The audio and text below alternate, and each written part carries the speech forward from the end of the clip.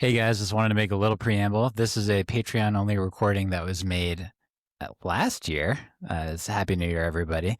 And we just wanted to go ahead and put it out there for everybody, for folks that are sort of coming back from their winter vacations, probably about now. Mike and I took a little bit of a winter vacation ourselves, especially because there's not a whole lot of active legioning going on this time of year. But we figured this would be a nice little treat and maybe a point of controversy. And I encourage everybody to dive into the comments and tell Mike how wrong he truly is. But yeah, everybody enjoy the ranking, the definitive ranking of all of the Star Warses, which I believe we recorded before Andor season 2 came out, but I don't think it would have changed our minds about anything. And maybe I even would have fought for it to be number one. But in any case, enjoy the show. Hello, everyone, and welcome to a very special and initially Patreon exclusive episode of The Fifth Trooper. This isn't even Notorious Scoundrels because it's just so much more than that. Because not only are Mike and I here, hi Mike, Hey.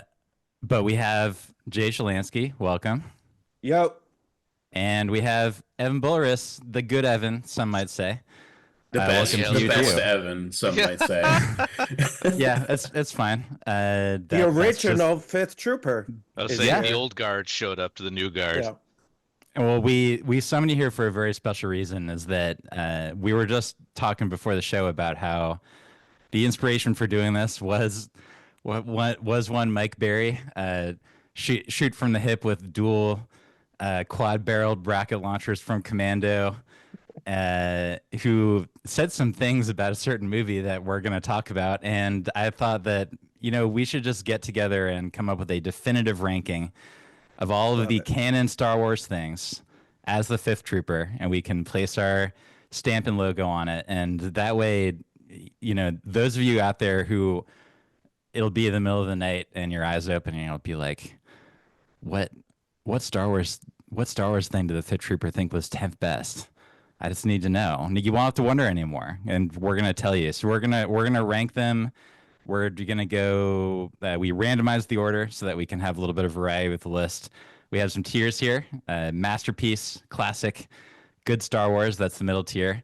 Slightly below that is at least it's Star Wars, and then slightly below that, I was originally going to call this gutter trash, but one Mike Berry reminded me of the fact that we need to be respectful of the memes that we've already been creating on Notorious Scoundrels, and we're going to call this the Riot Control Squad tier for the bottom of the barrel of Star Wars content. So, gentlemen, any questions or concerns or thoughts before we get right into it? Yeah, what is Star Wars? Well, we have to start with the 1993 documentary, The Hero's Journey by Joseph Campbell, and then Oh, blah, boy. blah, blah, blah. Yeah. 3 hours later. It all rhymes. It all goes in circles. It's all it's all We're poetry.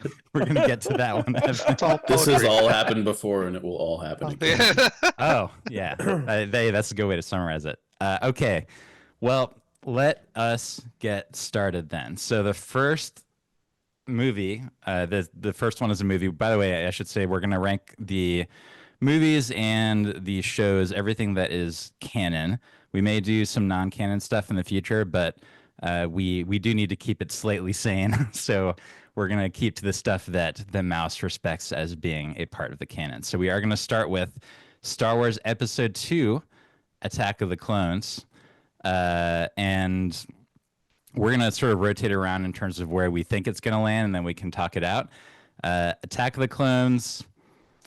I would say I think of it most when I think of the doom of 3D animation and the limitations of what it can achieve.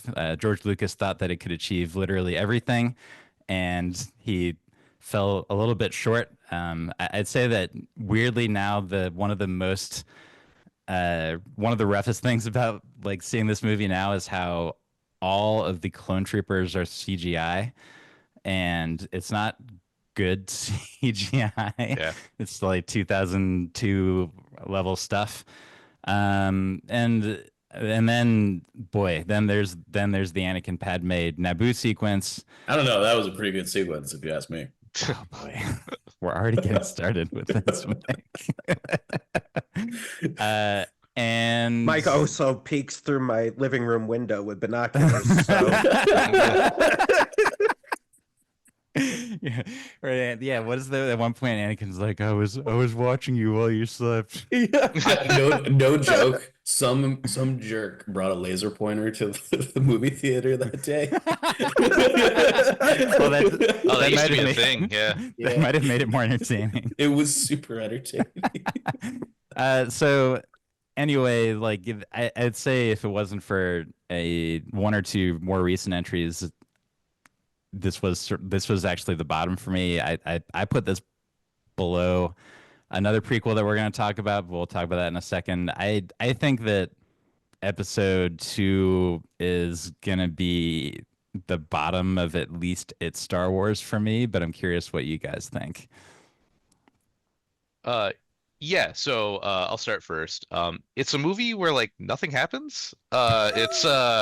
It's Detective Obi-Wan goes from point to point, does a cool I like that part. a Star Wars thing, and then like the movie's over. I don't. It's one I skip usually, or it's second monitor movie for me, where I look over, see a laser shot, okay, and I go back to whatever I'm doing. I not my favorite, so yeah, it's probably gonna be at least Star Wars for me. Also, when are we getting Anakin on what was that thing he was like on? He jumped on one of those animals. Is that this one? Oh, wait, you mean the in the Coliseum fight? No, not even the Coliseum fight. There's those weird when he's in the field with Padme. Oh God. Yeah, Oh, those one little of weird. those. The frogs. Yeah, yeah. When are we getting Anakin on a mount? I Yeah. demand answers. Oh my God.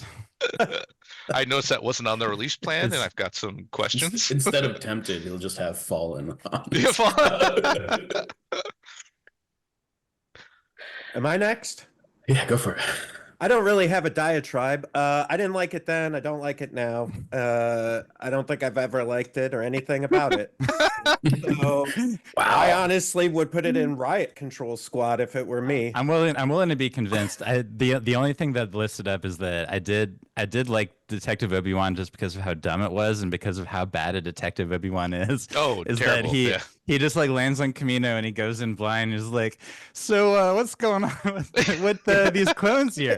And it's like, this is why I'm here. I'm inspecting the clones. And then they talk about Jedi Master Sifo Dyas, and anybody, including a Star Wars fan that's watching that, is like, what the hell are you talking about?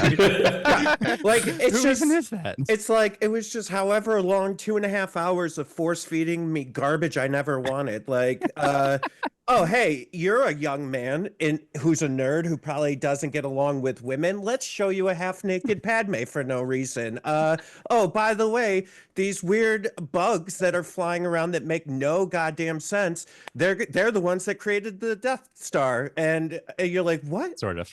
What the hell is going on? And then, yeah, none of it makes sense. It's garbage. Riot control.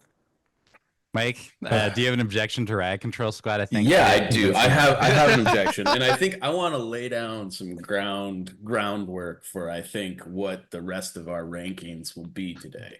I think there are certain moments in Star Wars canon and lore that I think we can all point to and be like, that is an amazing thing that happened, even if the stuff that is around it is absolutely Sure, that's fair. positively garbage. That's and very trash. true. And I think while Attack of the Clones is like a really bad movie, Okay, at least we agree on that. the last 20 minutes of Dooku, Obi-Wan, Anakin, Yoda fighting is some of the it might not be like the best Star Wars ever, but I think at the time when Yoda walks out and drops his cane and we were all in the movie theater, like that was there's just pop-off. Yeah, that was like people a are cheering, quintessential, clapping, yeah. Not all of Star us. Wars moment for me. I Wrong. Except for Jay. I When think he Except did for Jay. that, I went like this. I went, what?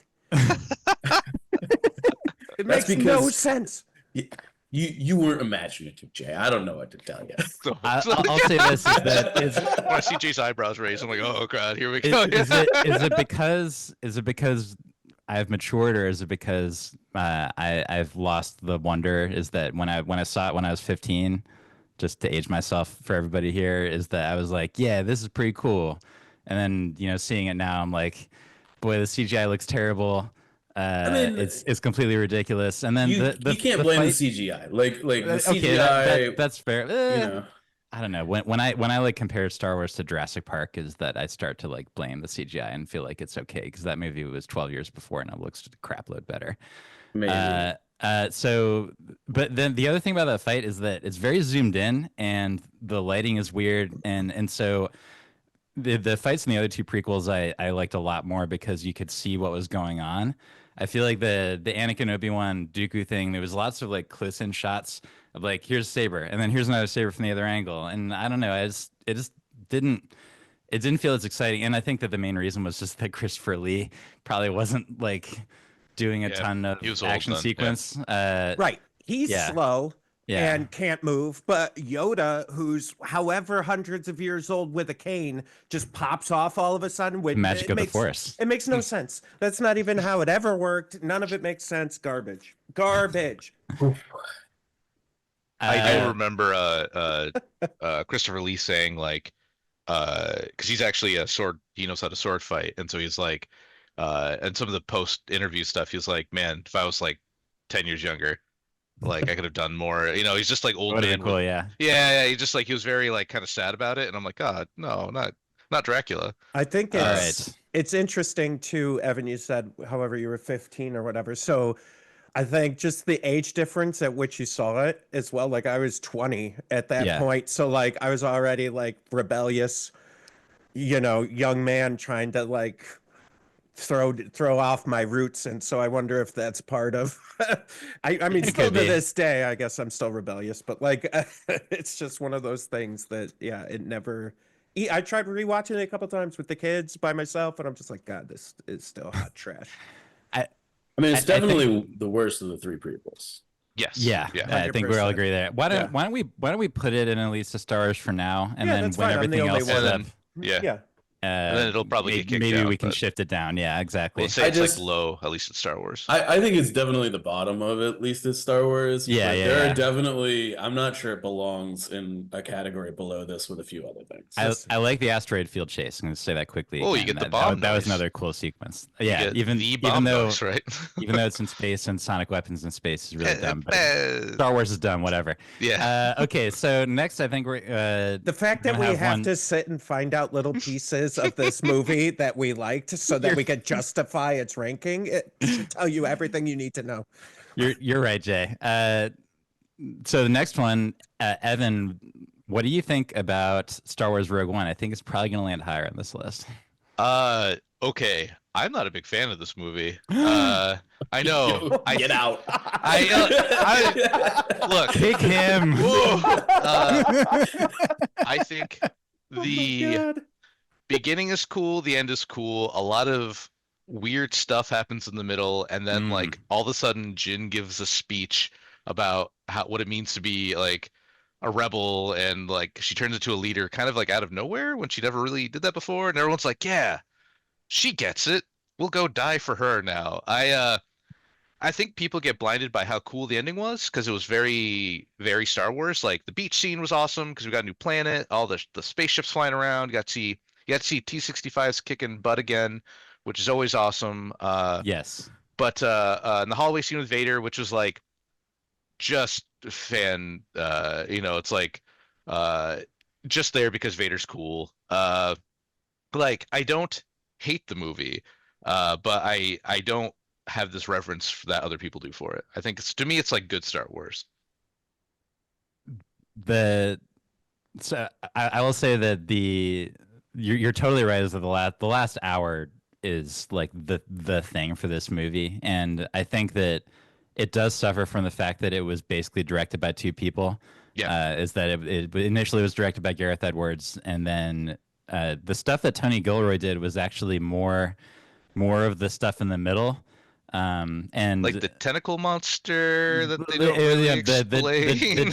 Jetta stuff was mostly the Tony Gilroy, as far as I understand. But you know, even that sequence, the Jeddah City sequence, is like that's a pretty good action scene. It's like not as long, but it's got just fantastic action sequences throughout the film. It has maybe the best space sequence. Is like, you know, we can talk about that if we need to, but like in all of Star Wars, in terms of when the Rebel fleet shows up, and there were two moments, like we talked about moments, two moments in that movie where I like had childlike awe the first time that I saw it, and one was the Vader hallway, but then even right before that is that when the Rebel fleet is jumping out, Oh, and yeah. when the Devastator shows up out of hyperspace and it smashes a medium transport into tiny bits, is Yeah. that I was there in the theater and I was like, whoa. It was just like it was awesome. And so but I agree, is that the movie is uneven. Um, but like that other stuff is so good that it lists it. I'm more thinking it's in the classic category myself. But what do you think, Mike? This is a masterpiece. I don't know. I like this Uh-oh. is quintessential Star Wars. It is everything that is good about Star Wars is in this movie. It also just like the notes of nostalgia of this movie like hits, and I think the fact that this movie is like mainly based on nostalgia, I think is the only reason it's like not the best thing on this list, period, because it's like it's very much built on the foundations of the stuff that came before. Um, but I have It is A New nothing. Hope 0.5. Yeah, I Yeah. definitely I think uh I have nothing bad to say about this. I do think like there it's a little disjointed in places, but I don't know. I loved this movie. It rekindled my love for Star Wars in a way that nothing else on this list ever has or probably could. Hmm. Um, and I think this was our first real look into like what Star Wars could and can be once you get away from the kind of high fantasy, lightsaber. Is much more down to Yeah. earth. Yes, this was, I mean, obviously we'll talk about Andor at some point. Yeah. But like I think this is Oh, we like will. if there is a direction for the Star Wars franchise to go, this was the gateway that opened, and it's just like, somebody standing there with like the door open and saying, "Would you like to come through?" And like please continue, go. Like put all Star Wars media through that channel and just keep going. That's Now, how I feel. did you read the book? So I know this isn't part of the thing, but the book adds a lot of context to the movie, which helps it a lot. As Yes. catalyst. Yeah. Yeah, Yes, I did. I think I read Catalyst too. I liked it. it Yeah, was catalyst good. actually was pretty good. Like it adds more depth to Krennic and not Jyn or Garrett, Galen or so. Galen or so, like their whole dynamic is that whole Right. book. And Yeah. so not having the book to know that, so when they show up, that scene where like Krennic talks to him in the beginning is the book makes it a lot more impactful. Like because if you don't know, you're just like, who are these two guys? Oh, why does it matter that they're showing up? It's like you kind to me, you almost have to read the book to get the full like movie to feel like that conflict. And I feel like it's tough because without it, it's still fine. The book adds to it, but not having some of that background context, you're like, who are these guys? Why do we Yeah, I care? mean, Like, like the lack of exposition to know that like Krennic had basically jailed Galen Erso in yeah, like a yeah. in like a prison to like keep him under wraps so that he could continue building the Death Star and all that stuff. Like, the movie definitely lacks that exposition for sure. Jay, what do you think about Rogue One? Yeah, I mean, I'm with Mike for the most part, and I think because of some other ones we're going to talk about, I'm going to slide it down to like high-end classic, low-end masterpiece. I'm in between the two, and only because of other things that I've seen. But for me, a lot of my youth, I never really was like internally Luke Skywalker. Like I always more connected with Han Solo. It's like Yeah. like what is happening? This is like magic. You know what I mean? And Right. so I'm a huge fan of any of the Star Wars that really explore the other things that are going on that don't have to do with superheroes, just like the everyday, like, oh right, this is still war. Yeah. Like, you know what I mean? And so yeah, I'm a huge fan of it. I'm borderline masterpiece, honestly. It's Well, just And I don't disagree with those. Like if people say it's like they like I don't have any strong feelings toward it, I'm like, yeah, like I get it. Like people like Rogue One. It's cool because you have like cool characters. There's a like a list of them, and there's a big reason why like when they showed yeah. the Shatterpoint characters, they can play all of Rogue One, Chirrut and Bay, like not just like we have Churro and Legion. Blaze. Churro and Blaze. Man, oh my God. that's something I just won't ever live down. But I think that's pretty cool. So like That's a classic callback for old Fifth Trooper fans. oh god, there's shirts. The people make shirts. Yeah, actually, the Churro and Blaze might be a good shirt idea. Yeah, We did it. We can do that. Oh, Maybe okay. for Patreon. Yeah, okay. We'll talk about that later, Jay. Hey, Yeah, quick question. Sorry, not to like. I just realized for Attack of the Clones and then for this one, are we going to give what the Patreons voted, even though it wasn't a tiebreaker? I'd love to hear. What I think that we'll yeah. So it's good to mention that we did do a Patreon voting, like ranked choice voting. It's all the rage these days, and I do have those numbers. I'll list them out at the end in Okay, totality. Yeah. But we're also going to use it as a tiebreaker in case things get really tense around here, which it might happen with a movie in the future. But this time I think let's put it in masterpiece for now. If we need to bump Mike, it down, we did it, Mike. because of Woo! other stuff that. Yeah, like I think that the knocks against it are not really strong enough to argue against the bad things are there, but there are so many good things, and those good things are so good. Talking about bad things, I will just quickly mention CGI Tarkin was a mistake. Oh yeah, CJ Leia. They should CGI Leia was shorter at least. Yeah. Tarkin should have been that voice actor did a good job. They should have just had a skinny old guy in silhouette, Yeah, and that who be cares? Tarkin. Yeah. Yeah, it's I fine. honestly didn't think it was that bad in the moment. So I think one of the things about stuff like that is that I think if you don't look too hard the first time around, like it kind of like escapes you. That's like one of those things that I didn't realize how bad it was until I watched it for like the 7th time. It's major uncanny valley. It's like the definition of uncanny Let me ask valley. you this. I think Mike's right. It's a retrospect thing because I think the first time you watch it, you're like, oh man, hell that's yeah. Yeah, But exactly. then after Marvel did all their reface swaps of like Michael Douglas and Yeah. and then you're like, oh, that's how it's supposed to be. Yeah. but I think at the time I was blown away. So I was like, man, that actually is not a bad impression of Tarkin. Like, Yeah. I was like, Well, it's because "Ooh." the voice actor is so good that he Yeah. carries it. I think. Like, he's excellent. That's a really hard voice to do. Okay, cool. Well, yeah. So we will put that about masterpiece for now. So Jay, the Yep. next one we have is what was the rebirth of Star Wars, Episode 7, The Force Awakens. Where do you land on this Okay. one? Okay. I want to take you back to a place of when this first came out.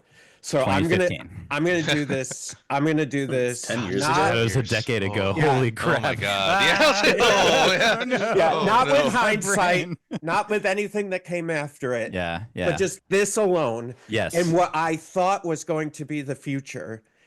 And so for me, this was for sure a classic. Yeah. And Yeah, I'm how saying both. I watched I this agree. movie Yeah. in the theaters no less than 7 times. Yeah. Oh, And yeah. was obsessed, and I Yep. loved it so much for what it brought. Yep. Kylo Ren was amazing, like the connection. I mean, the stuff with Han and actually, if you guys out there haven't seen it, there's this cool comic that an artist did that, like, from Chewie's point of view of why he didn't end up shooting Kylo like in the head versus where he shot him. So, anyways, but the context of that, like everything, like classic movie. I loved this movie. In the theater, I felt I definitely like had some of that wonder that I also felt in Rogue One, especially what really gets it going for me is the Falcon sequence on Jakku. When Ray and Finn get in there and they're flying the junked up Falcon with like a bunch of replacement parts and they're going through like the old Star Destroyers, like that was a awesome. Yeah. fantastic sequence. And Really cool. the other thing in that movie that really stands out for me is the X-wing raid on Oh, yeah. on Takodana. Sick. It's like the low altitude flying, and that was the shot from the trailer when I saw the low altitude X-wings. Is like, oh man, they actually get it, at least to a certain extent. And I think that Force Awakens, it represents the tragedy of what the sequel trilogy became, because honestly, if whether it had been JJ or whether it had been Ryan Johnson, is that I think that this would have been a really cool thing if they had just picked one of them and let them do the entire thing. Yeah. And then yeah. that way we wouldn't have had the jumbleness and Hey, foreshadowing. returns. Let's yeah. let's talk about it. when we Okay, get there. I'm sticking with this one, and I mean, it was just like any of the before the other two came out. The negatives of this one were, oh, it's a retread of A It's New Hope, A New Hope or, again. you know, and but I didn't mind because No. I also was going.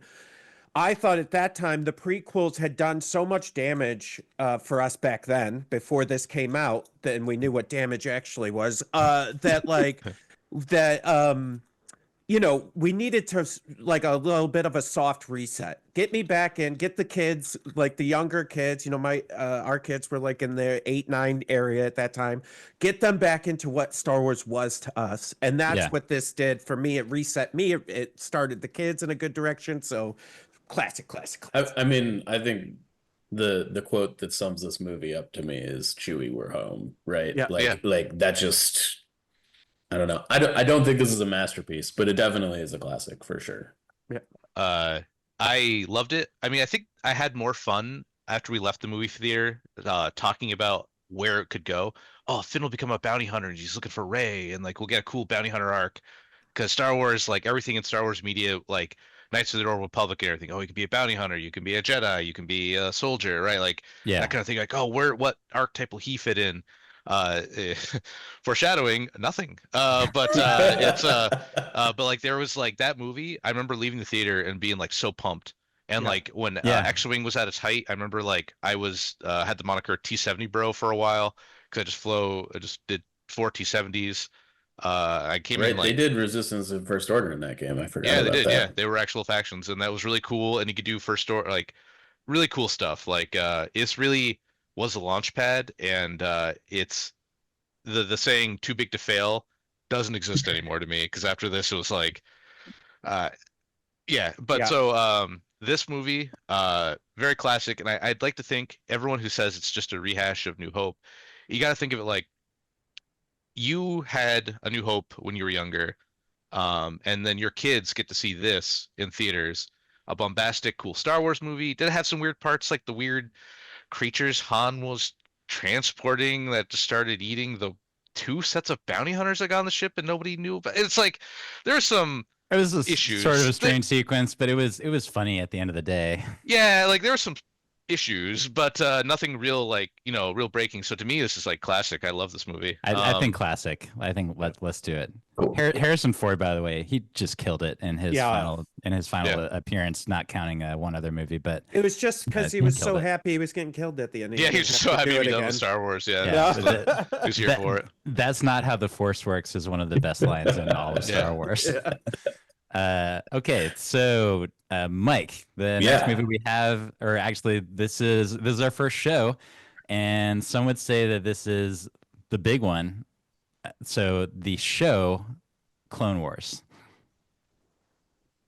Ooh, Man, so we're not doing this. And by the way, season. we're not doing it by season Just because this we ain't got that yeah. kind of time. So yeah, we have to think of it as a complete whole. Yeah, go ahead. I'm gonna put this. I'm personally. There's a lot to talk about here. We could do the Kyle-ism of we could 7 talk about seasons. this for Yeah. seasons of seasons. I think you have to put this in Masterpiece, and the reason I think you have to put it in Masterpiece is that this builds such a foundation for the Star Wars world that everything else that has like come after it, like is built on, in addition to the last season, is actually like a beautiful thing.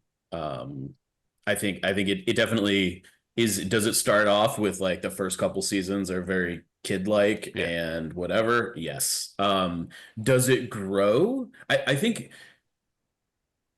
one of the things about Star Wars is that a lot of the media and stuff kind of grows with its the people that are watching it at the time. And I think Yeah.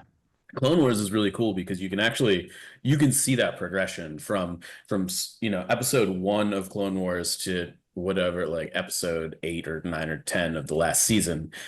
Like you can't show that to the same 5-year-old kid, and I wouldn't even show the last season of Clone Wars to a young child, because it's some of it's like, Yeah, there's some parts that are rough. yeah.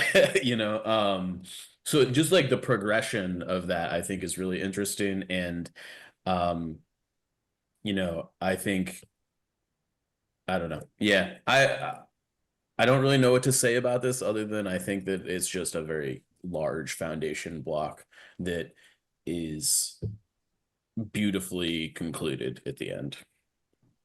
Evan, what's your thoughts on Clone Wars show? So I'm gonna compare it to Rebels. I'm sure we'll get to Rebels here in a minute. Where there's like chaff you have to get through to get to the good stuff. But I feel like there's less chaff in Clone Wars near the end, like when it starts really picking up. That's The good. I chat mean, is front loaded in the Clone Wars show, I think. yeah, it's like you get to the first 2 seasons. I know it's a lot of episodes, but there's some good ones in there. Like Yeah. for example, the hostage exchange models are based on, I think it's like episode 2 or something. I forget what the actual episode it was when that's Mike and I had no idea what they were based on, but if you were on that show, Yep. you would have been able to tell us. Yeah, it's the where Rex and Obi-Wan, I think, go to the ice planet, and there's a dispute between the two people there, and then the CIS wants one to win, the Gar, I keep going Rebels, the Gar want another person to win, and those two people are like the two like central like And important heads. the chick that model in Hostage Exchange is based off of is also in the last season of Clone Yeah. Wars. She's the like senator that is, or maybe no. Oh, It's she's not, in Bad it's not Batch, Clone Wars, right? it's Bad Batch. Yeah. She's like the informant. Like she's sort of working for early rebellion a little bit. Yeah.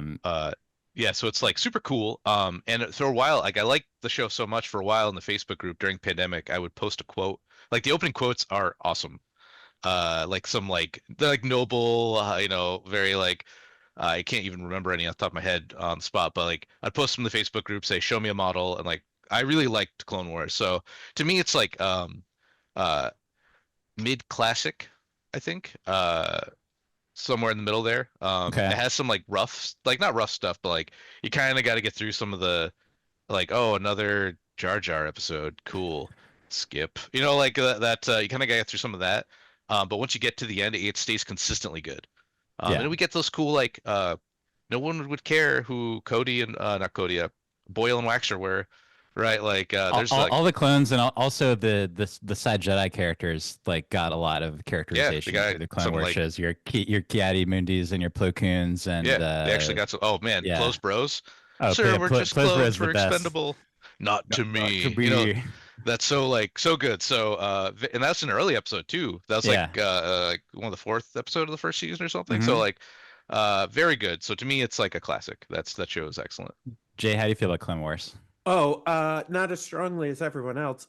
I think it goes into good Star Wars for me, because if we look at the words classic and masterpiece, right? Like in my head, it's like something that I'm giddy to watch again, or something that I'm gonna go back and though I think Clone Wars definitely filled out a lot of the prequels and what have elevated the prequels to a degree in my head. I don't find it to be. I don't feel that strongly about it, except for maybe the last season. I think is probably the best. Last season definitely the best. Right, it's it's the best of the entire series, and so for me it's like, and the fact that there's fluff and you got to skip some, if you want to watch it again and just get like the high points. So I'm at good Star Wars. I could be convinced for a low end classic, but I'm at good Star Wars on this one. I basically agree with Jay. I think I'm like maybe super slightly above where I think it's solidly in mid to low classic. We remember the good stuff, I think, because it was great, but they're like it is 7 season show. There was a lot of fluff. The first 2 seasons, the animation quality was Was pretty not great. bad. Yeah. We're gonna talk about sort of the precursor to this, where that's like the most evident. But also, I think Ahsoka was not very well written to start out with as a No, character. yeah. Is that as maybe as the writers and Filoni got a better idea of like what her purpose was on the show, and when they tried to make it more of a story and less of just like a kids cartoon show, it got better. But like yeah, for all the reasons that Evan went into, also really like there's a lot of classic stuff. I feel like we put it in classic. I think we put it below Force Awakens for right now. If that sounds okay to you, Mike. Yeah. Yeah, Okay. no, I mean, I am willing to understand that my take on this is a little bit more emphasized than others. This is definitely like my favorite period of Star Wars as far as like, I'm the Republic player in the house, I'm like I want all my Jedi on the table. This is what I want. This Yeah. is what I want my Star Wars to look like, right? Yeah, exactly. So this definitely hits a tone for me that I think other media don't. All Yeah. right. Okay, next we have the original Star Wars Episode 4: A New Hope. So, what can I say about this? Like, it to me, this is sort of the epitome of classic. Is that it was obviously completely groundbreaking. I like all of us are too young to have seen that one in the theater, obviously. But I was talking to my dad, who I think was 20 when it came out, or about that is, and I've talked to other folks who are around that same age range. Like when they talk about seeing this movie for the first time, is that there truly was nothing like that beforehand. Is that it was just like completely mind blowing, uh, sort of in a similar way to for us, like specifically if you think of the way that the 3D looked in the movie Avatar, like putting the movie aside, but the way that it actually looked, like how impressive that was. Like I think that maybe for our generation that was like the closest we can get, but even that is probably not even that close. But putting that aside, it's just insanely rewatchable to me. The like Harrison Ford is fantastic. Alec Guinness is absolutely fantastic. The trench run is maybe like it's up there in the top three like sequences of any Star Wars stuff. And when you consider the fact that that was made in 1977, is that I think that just it's just a classic. And so that's basically where I put it at the top of classic is where I land on it. But Mike, I'm not sure how you feel about New Hope. I agree. I don't think this quite bridges into the masterpiece range for me. I think this is where it all starts. I think it's an awesome, fun movie. It's very fun. It's an adventure. It's truly an Yeah, adventure of a movie. The other movies are much more sprawling in terms of like I think pretty much every other movie and show except for one other show that we're going to talk about in the future is like much grander focus. But like one of the cool things about A New Hope is that aside from some cutaways to the Empire, and by the way, the conference room scene is one of my favorite scenes in Star Wars. Just like Vader big dogging the other generals, and then Yeah. but even better than that is that Tarkin big dogs Vader a little bit, yeah, yeah. which sort of gave you a feel for what things were like. But The aside from dynamic, those. yeah. Those cutaways is that it's basically following the main characters as they go from place to place, and so it's just fun. It's I agree with you. Yeah, it's like actually a D&D adventure. Yeah, Like yeah, like in a way that like a lot of stories are not. And I don't think it's like intentionally trying to be, but it's like, oh yeah, you find a hermit out in the woods and like, he gives you this big massive quest and like it just yeah, I don't know. Yeah, this is where the hero's journey reference comes in, and you know, it obviously borrows from many things, but it borrowed from clever things. Like it borrowed from relatively obscure Japanese films, less relatively obscure like Flash Gordon stuff. But you know, the the best part about Lucas was his creativity in terms of the ideas that he had. Maybe we'll talk. We've already talked about Attack of the Clones in terms of maybe the worst part about Lucas being his dialogue writing, but luckily he wasn't in charge of that for the classic trilogy.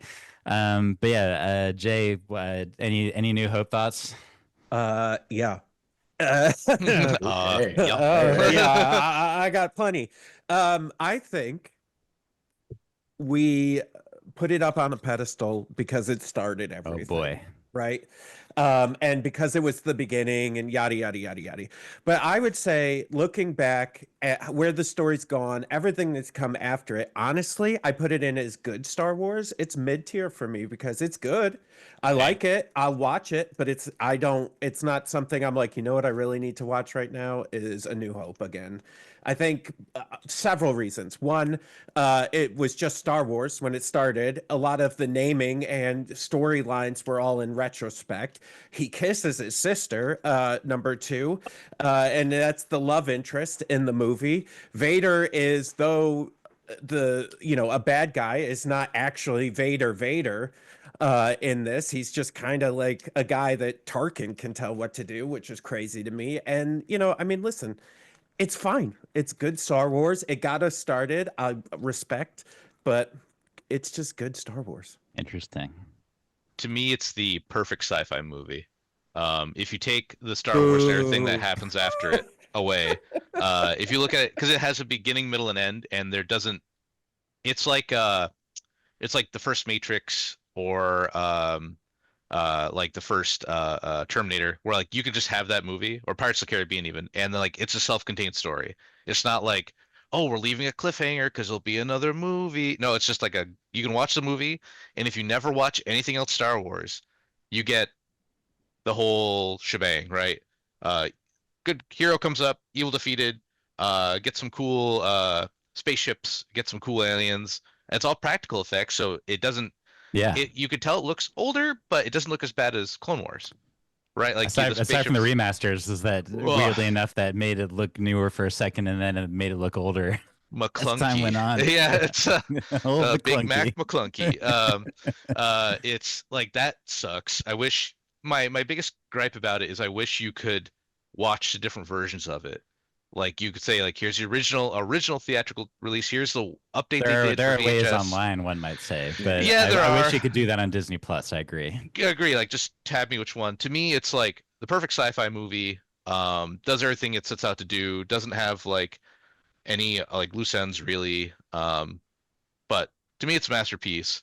But I can see the other reasons like why you may. I see Jay just shaking his head. Uh, It is but worth noting that among the patrons, this was number two That out of everything. I Fair. will say It's weird how many people are wrong.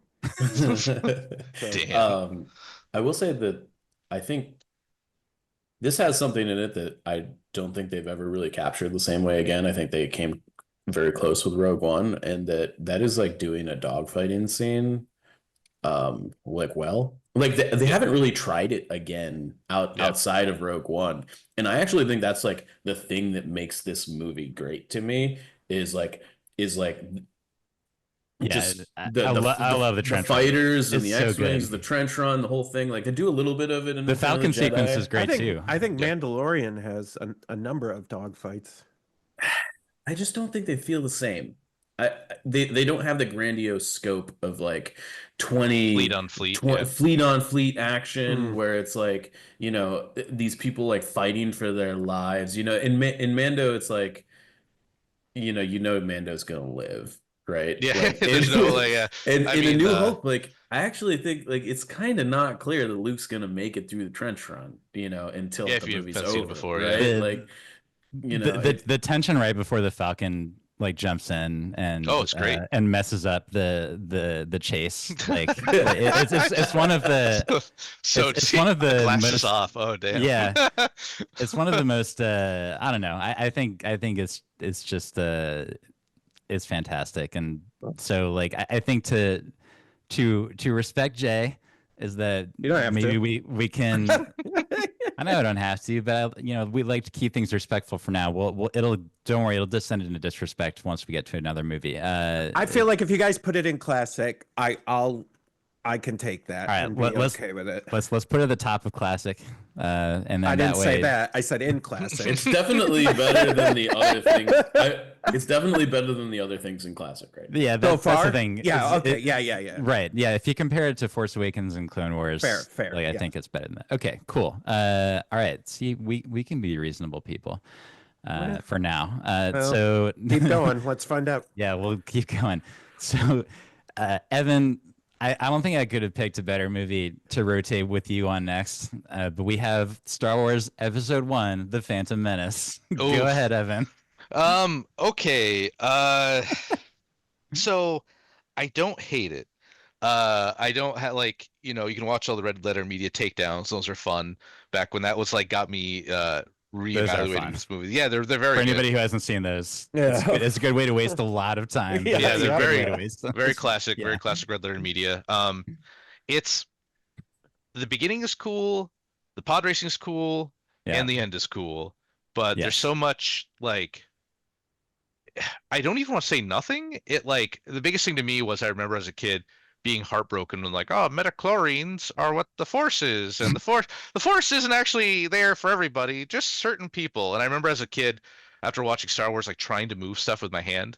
Like it's a movie, I know, but like you're really like, oh, I can get this cup to pull to me if I really just believe. And now it's like, oh, I don't have my blood, I guess rip. It's like so I mean there's like they show force speed once, they never use it again through anything Star Wars. I mean, it burst breaks the speed. game. I don't know. Yeah, right. It's just too good. It was 4 points, not enough. 10 points, maybe too much. I don't know.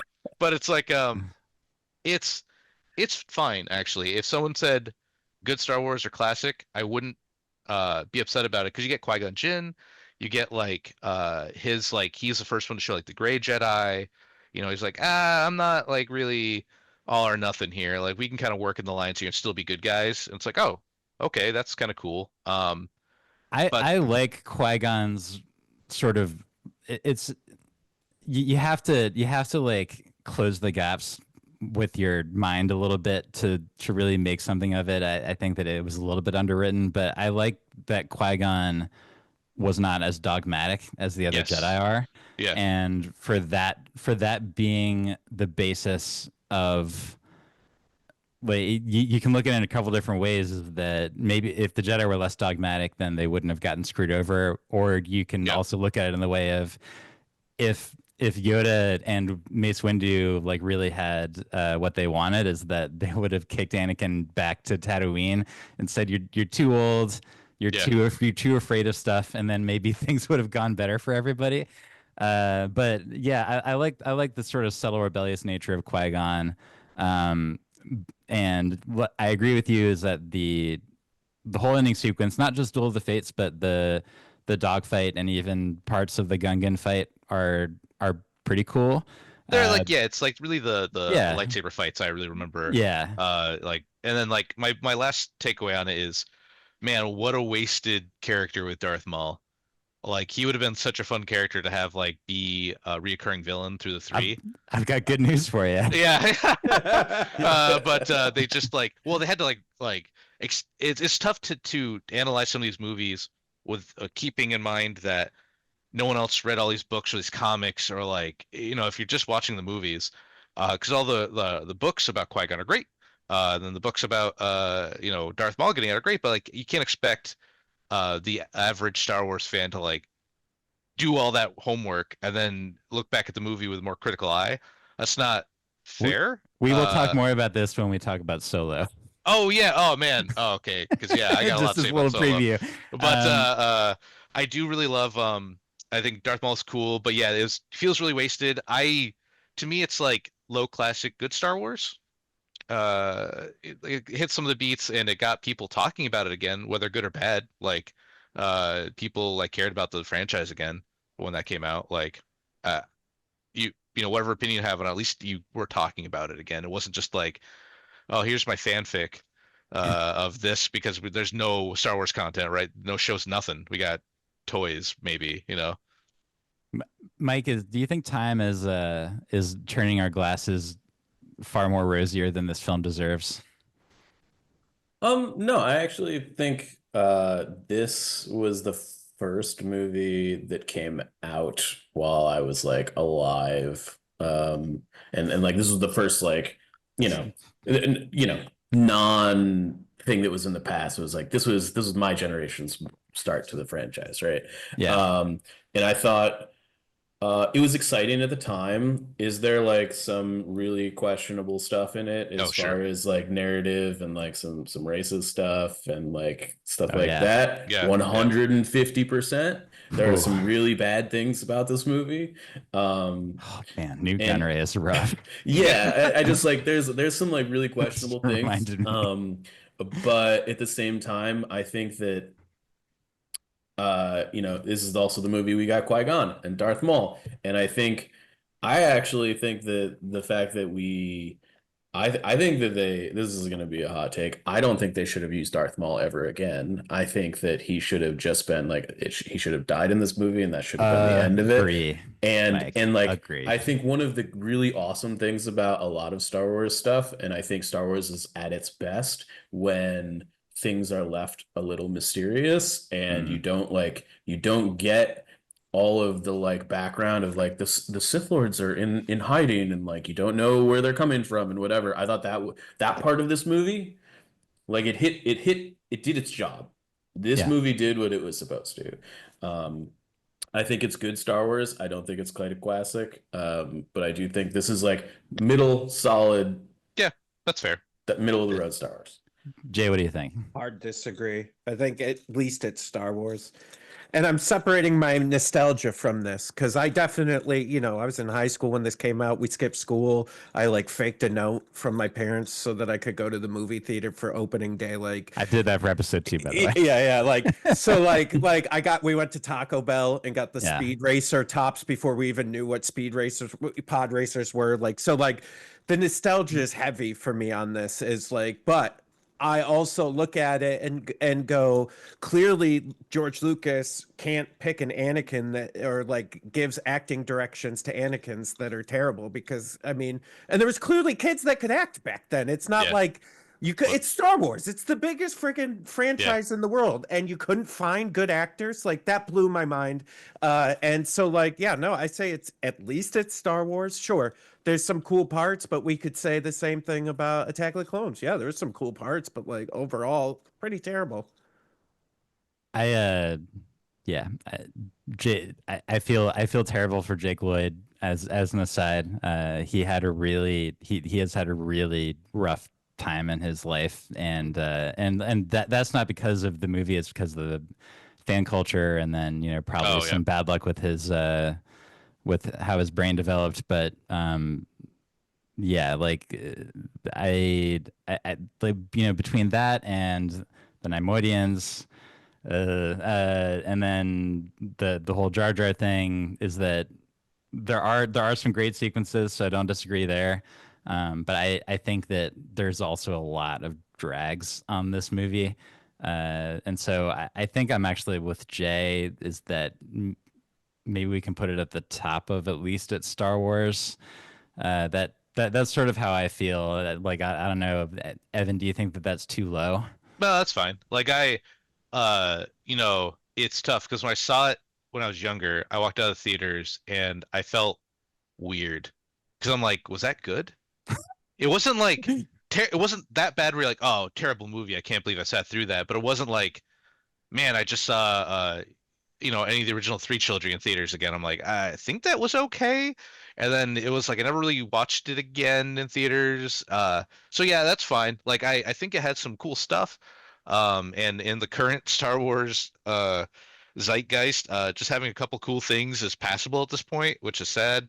But I'm fine with at least a Star Wars. Like I like it, but I don't love it. Well, I feel like too. Sorry, it just took a bunch of things that you liked about Star Wars, dumbed them down, and started this whole trend with the prequels of like punching down a little bit with everything. Like you took Jabba the Hutt, who was like this crazy, like, this feared warlord, and then you made him into some like pod racing joke, and you're like, blah, blah, blah, blah, blah, blah, blah, that guy, and like I hated all like. Oh, he's eating a toad. Yeah, Yeah. like oh my god, like you just ruined like half of the things I loved about Star Wars.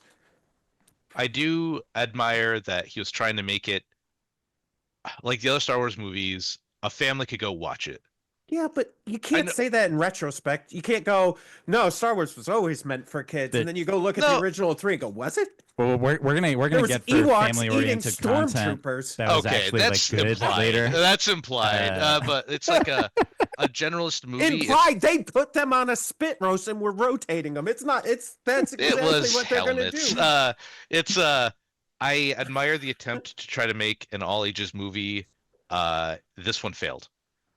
This I guess that's podcast is literally going to last forever. I've just determined. It is Yeah, it's- 100%. I don't know what you thought you were in for, Jay, but I don't know, maybe an hour. This is going up. This for will, him today. I think when we get to more of the shows, it'll be a little bit faster. But, Okay, all right. yeah, let's Sorry, put it sorry. let's put it above episode 2 and at least at Star Wars. That's fine. I do think it's it's better better than than 2. episode It's 2. better than 2. Okay, my God. so next we have, let's see. So let's Jay, I think you're next for Hit me.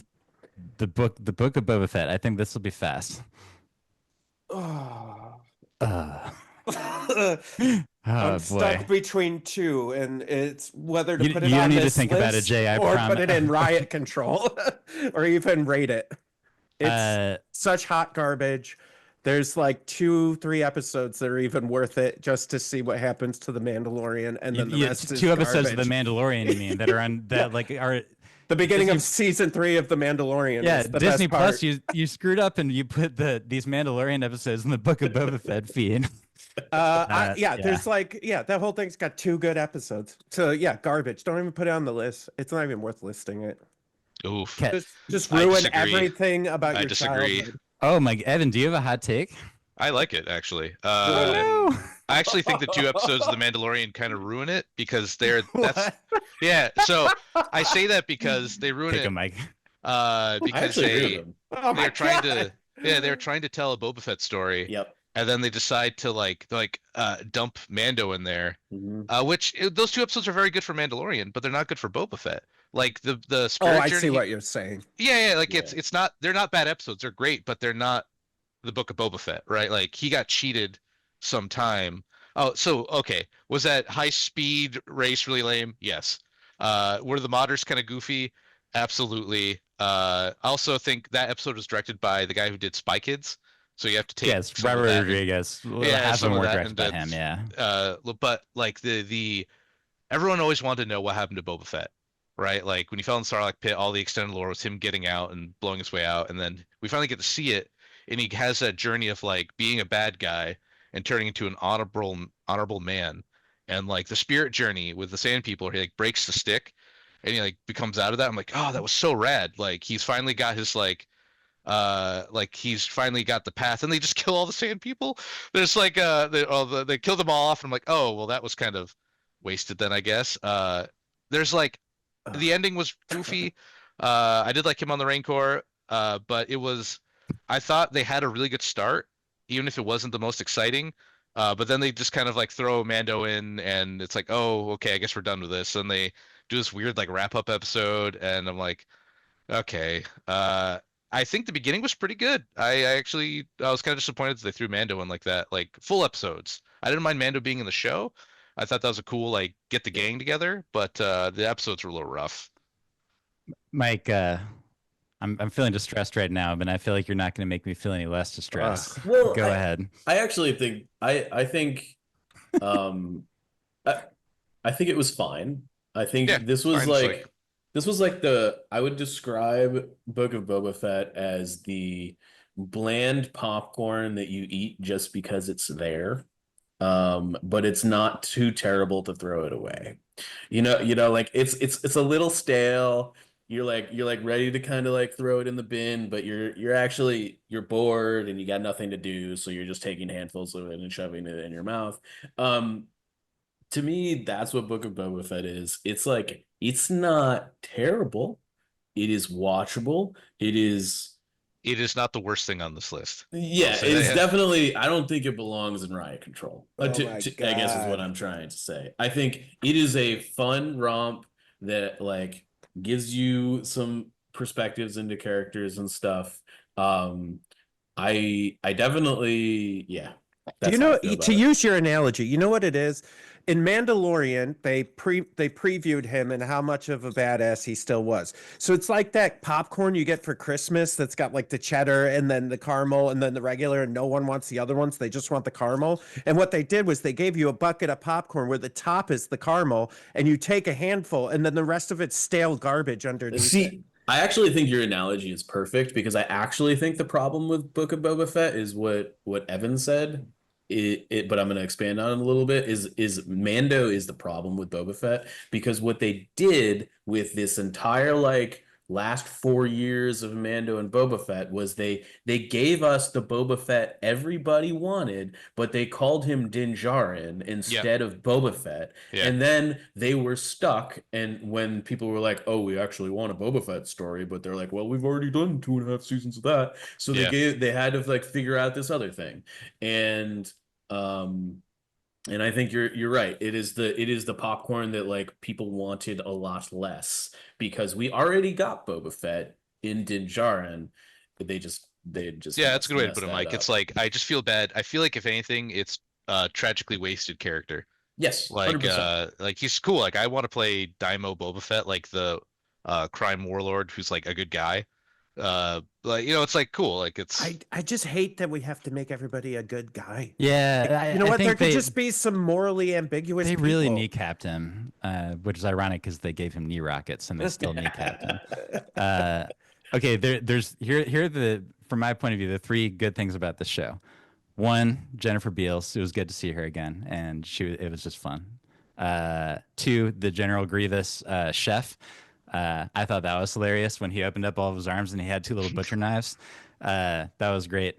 And three, the Yoda and Luke sequence that is weirdly shows up in the middle of this Book and Boba Fett show, Grogu and Luke yeah, sequence, which also referenced some like old samurai stuff yeah. Lone where he Wolf and has him Cub choose stuff like that. between the armor and the lightsaber. The real version of that, by the way, the thing that it's based on is much rougher because that's I think the wolf and cub story Yep. is that he's basically like you either choose the sword and then you can join me on my crappy quest, or you can choose the ball and then I'm going to kill you because I don't want you to suffer this terrible life we have. So they made it a lot tamer. But Cad Bane was also like translated to like real stuff fairly well. Like I liked that duel with Cobb Vanth. But Yeah, I'm really reaching because that's fair. the dialogue is so bad. It's so bad, you Yes. guys. Like it's like that's the thing that really hurts me and that really lifts me of the good stuff is the quality of dialogue. And boy, Jon Favreau, like he's good. He's obviously good at running a universe, but he's a terrible writer. Absolutely garbage tier. Like the things that people are saying to each other in this show are just like what is happening, and so that's what really drags it down for me. I wanted to put it in Ryan Control Squad, but out of respect for you guys, we can maybe put it at the Just bottom like of it at can be a least of low, Star at least in Wars. Star Wars. Yeah, Like yeah.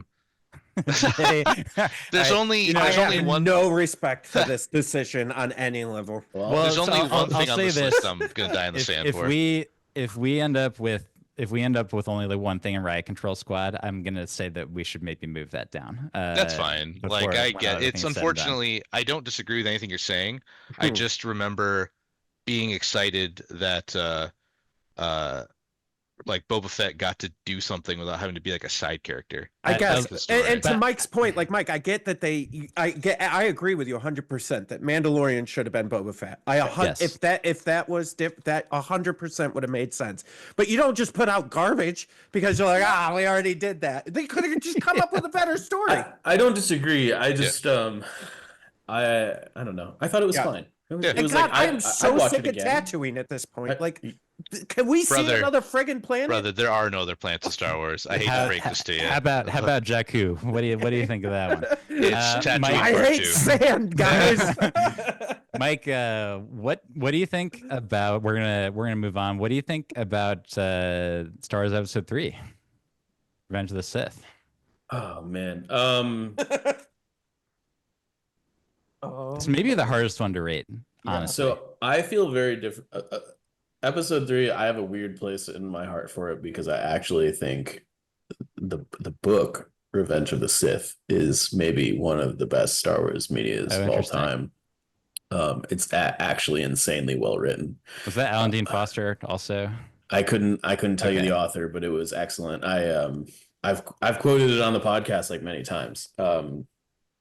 But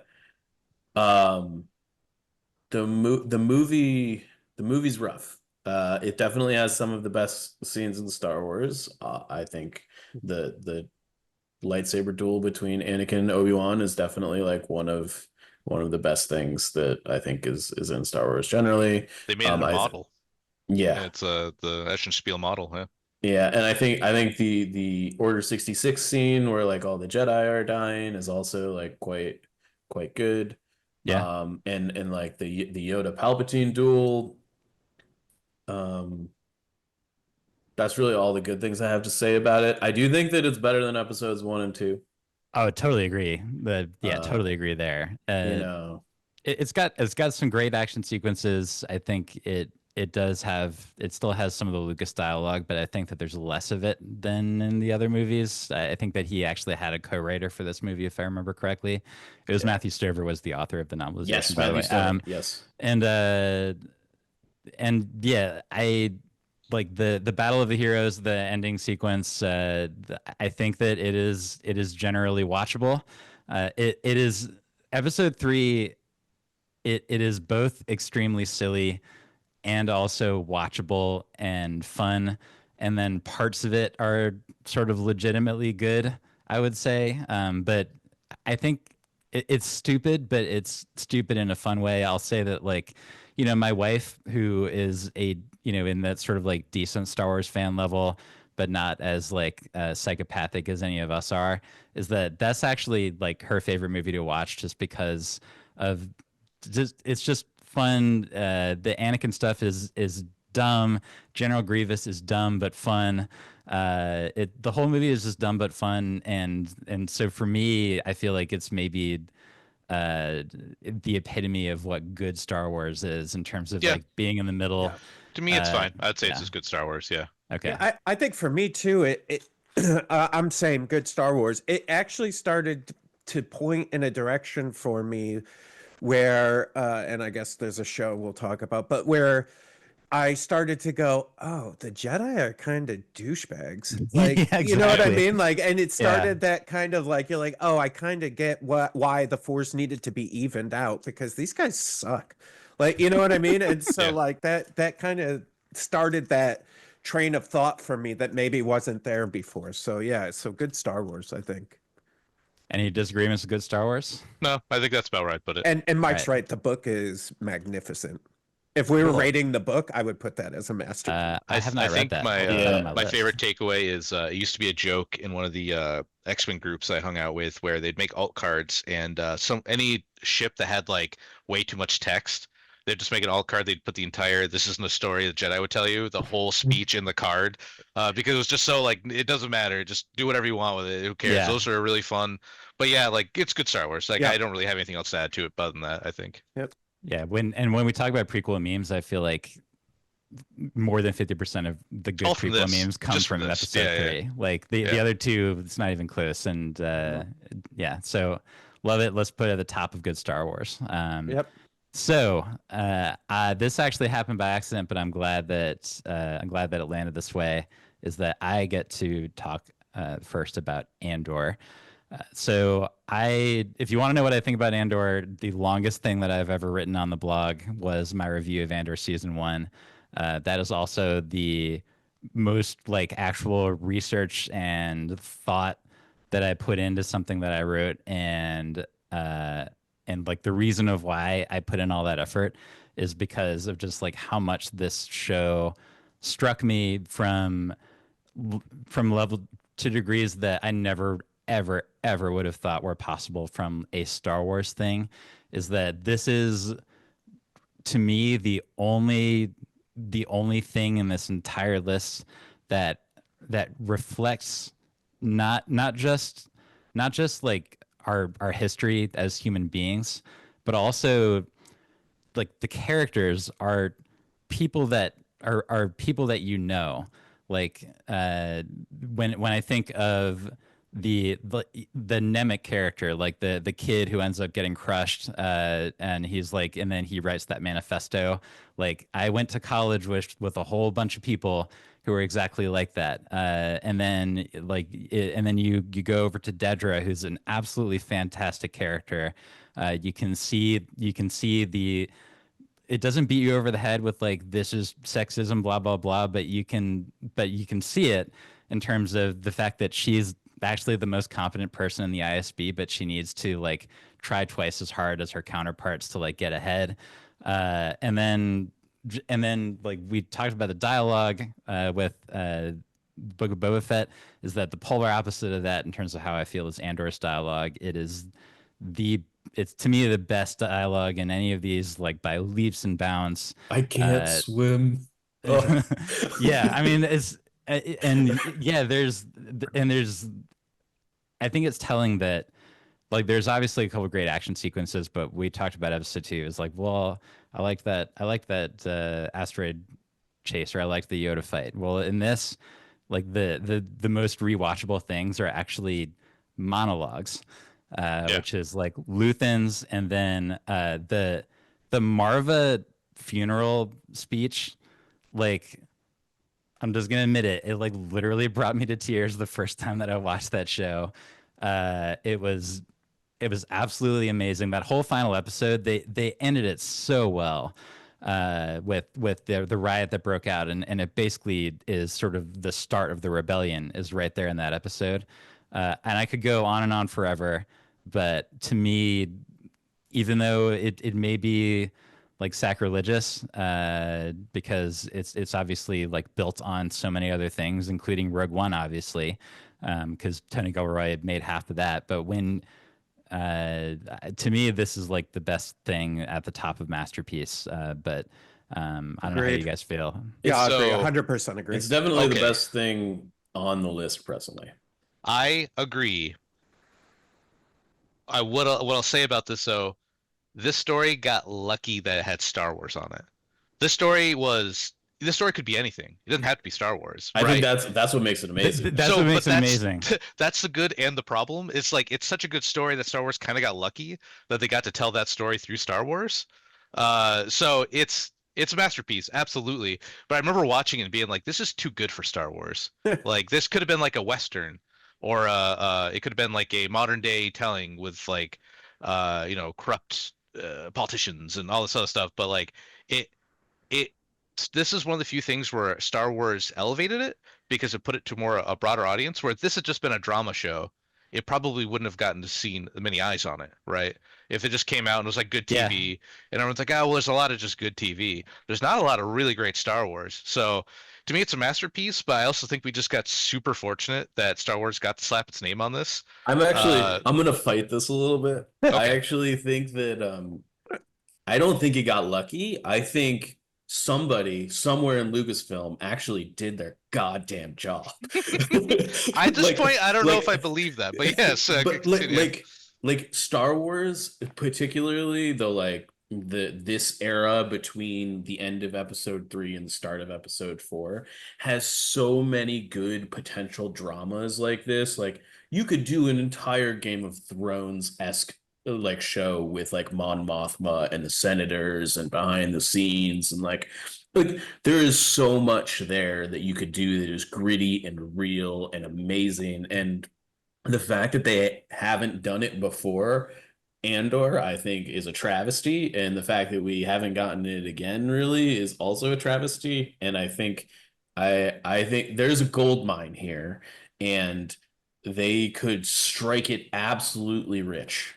I mean, they're I'm obviously striking it rich for other reasons, but Right. I don't I'm know. worried that season 2 will not be as good, but I'm right there with you. I'm really worried because Andor's just so good. It's Yes. just like to my like what else? It could have just been like it's such a good story, and this is one of the few times where putting the Star Wars name on it like got the story told to a wider audience. It was so good. Disney Plus put it on Hulu. They're like, yeah, like let someone else come to Disney Plus, go watch it on this other show, right? Like it's so no, I'm there. It's a masterpiece. I it's excellent. It's also, I think it's the most appealing to non Star Yeah, Wars because there's fans no out of like everything. magic or anything, right? I, It's just Yeah. 100%. I was going to say, my wife, it's the one piece of Star Wars media we've watched together where she didn't question anything that happened in it. She was just like, "Oh, that was great." Yep. My wife is super looking forward to season 2. And then you compare that to like she watched a little bit of The Mandalorian and then she like fell off in the middle of season 2, and ever since then yep.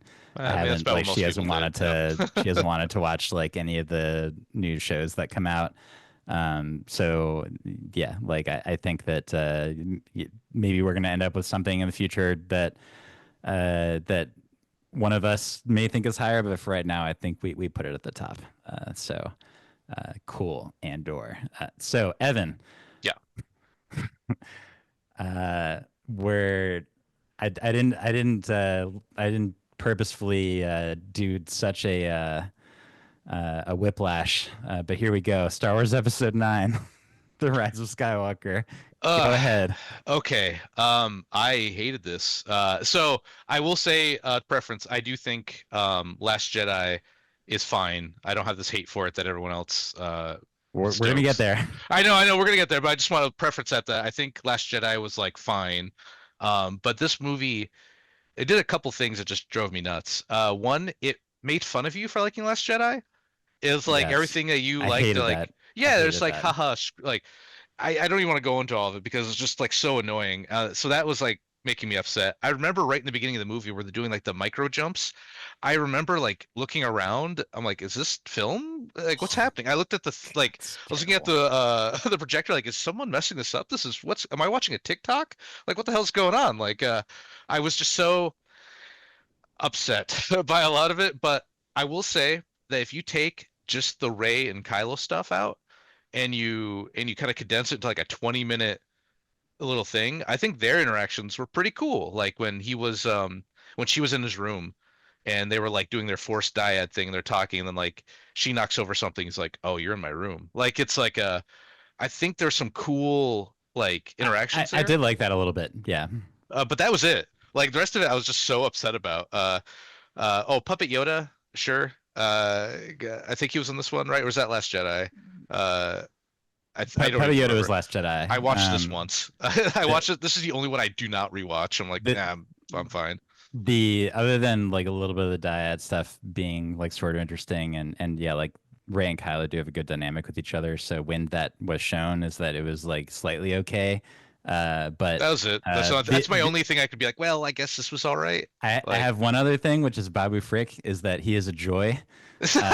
And I was really glad when they brought him back to at least give me a little bit of joy in oh Mandalorian yeah, season 3 as a little bit of a preview. But this movie is absolute garbage, gutter trash. It is the worst.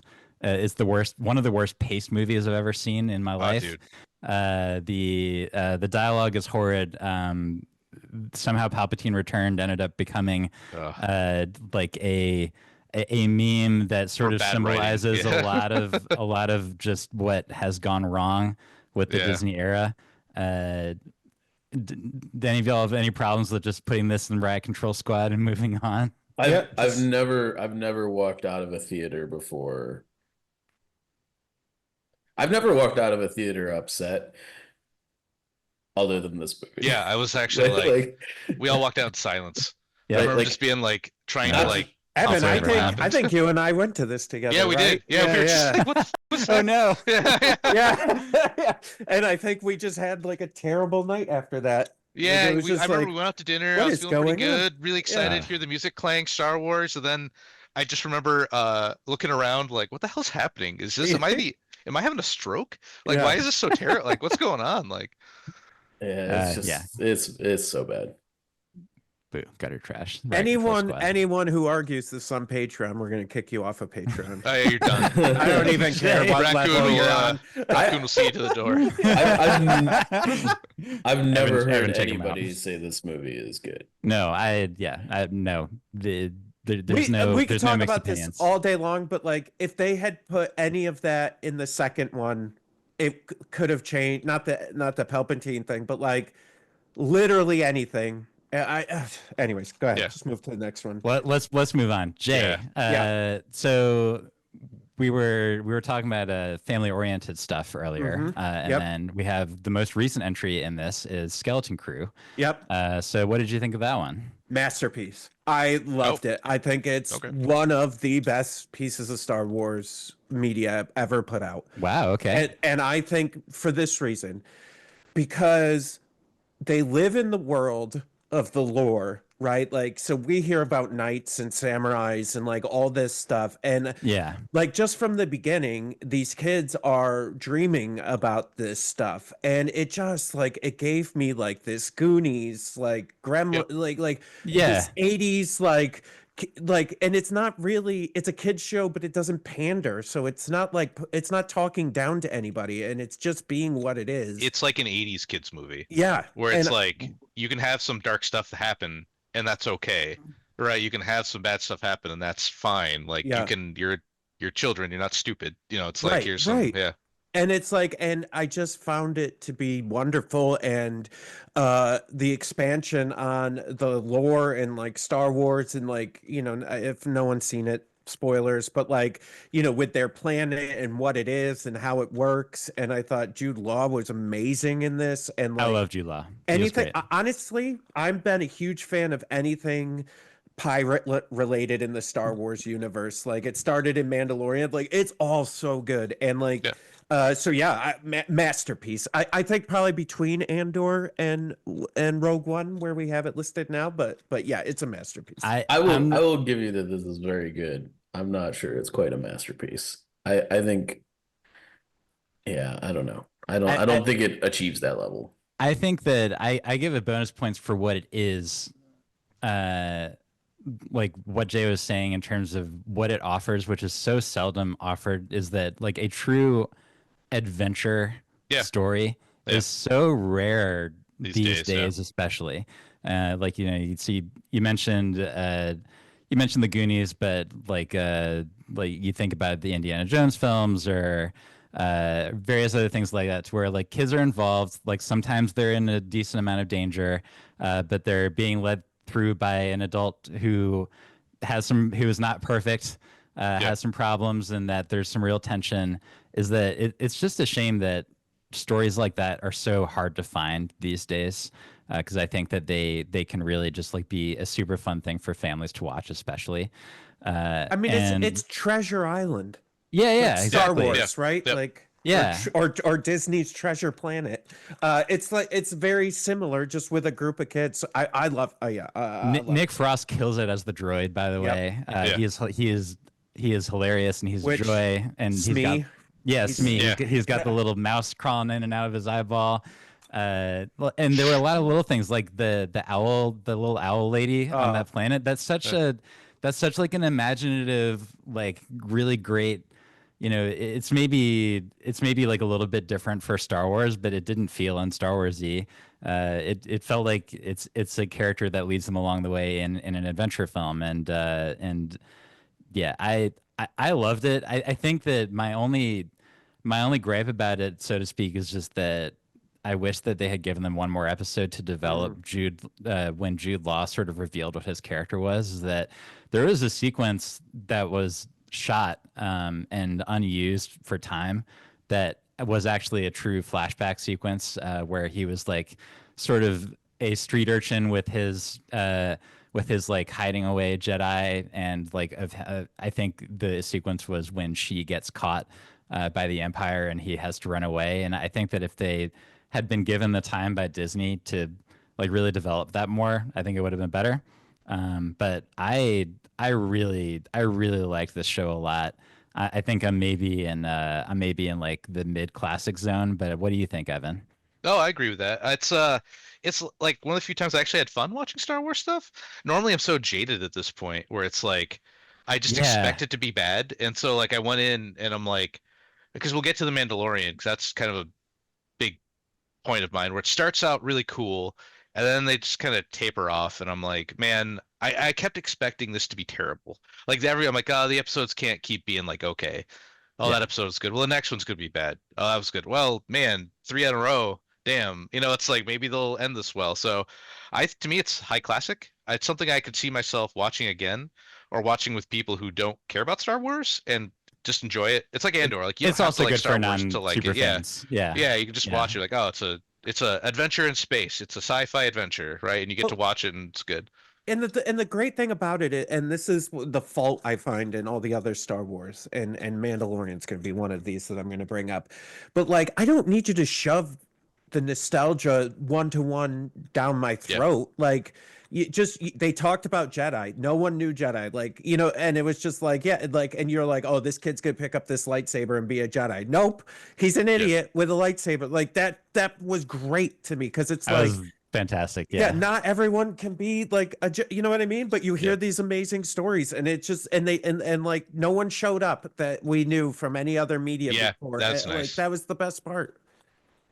They I were mean, also I guess clever. that one pirate, but other than that, like Yeah, yeah, Yeah. they were clever how they kept me guessing about what the deal was with Jude Law's character until yeah. the very end when they actually talked about it. Like I would have been disappointed, but not surprised if he had been just using magnet tricks the whole time.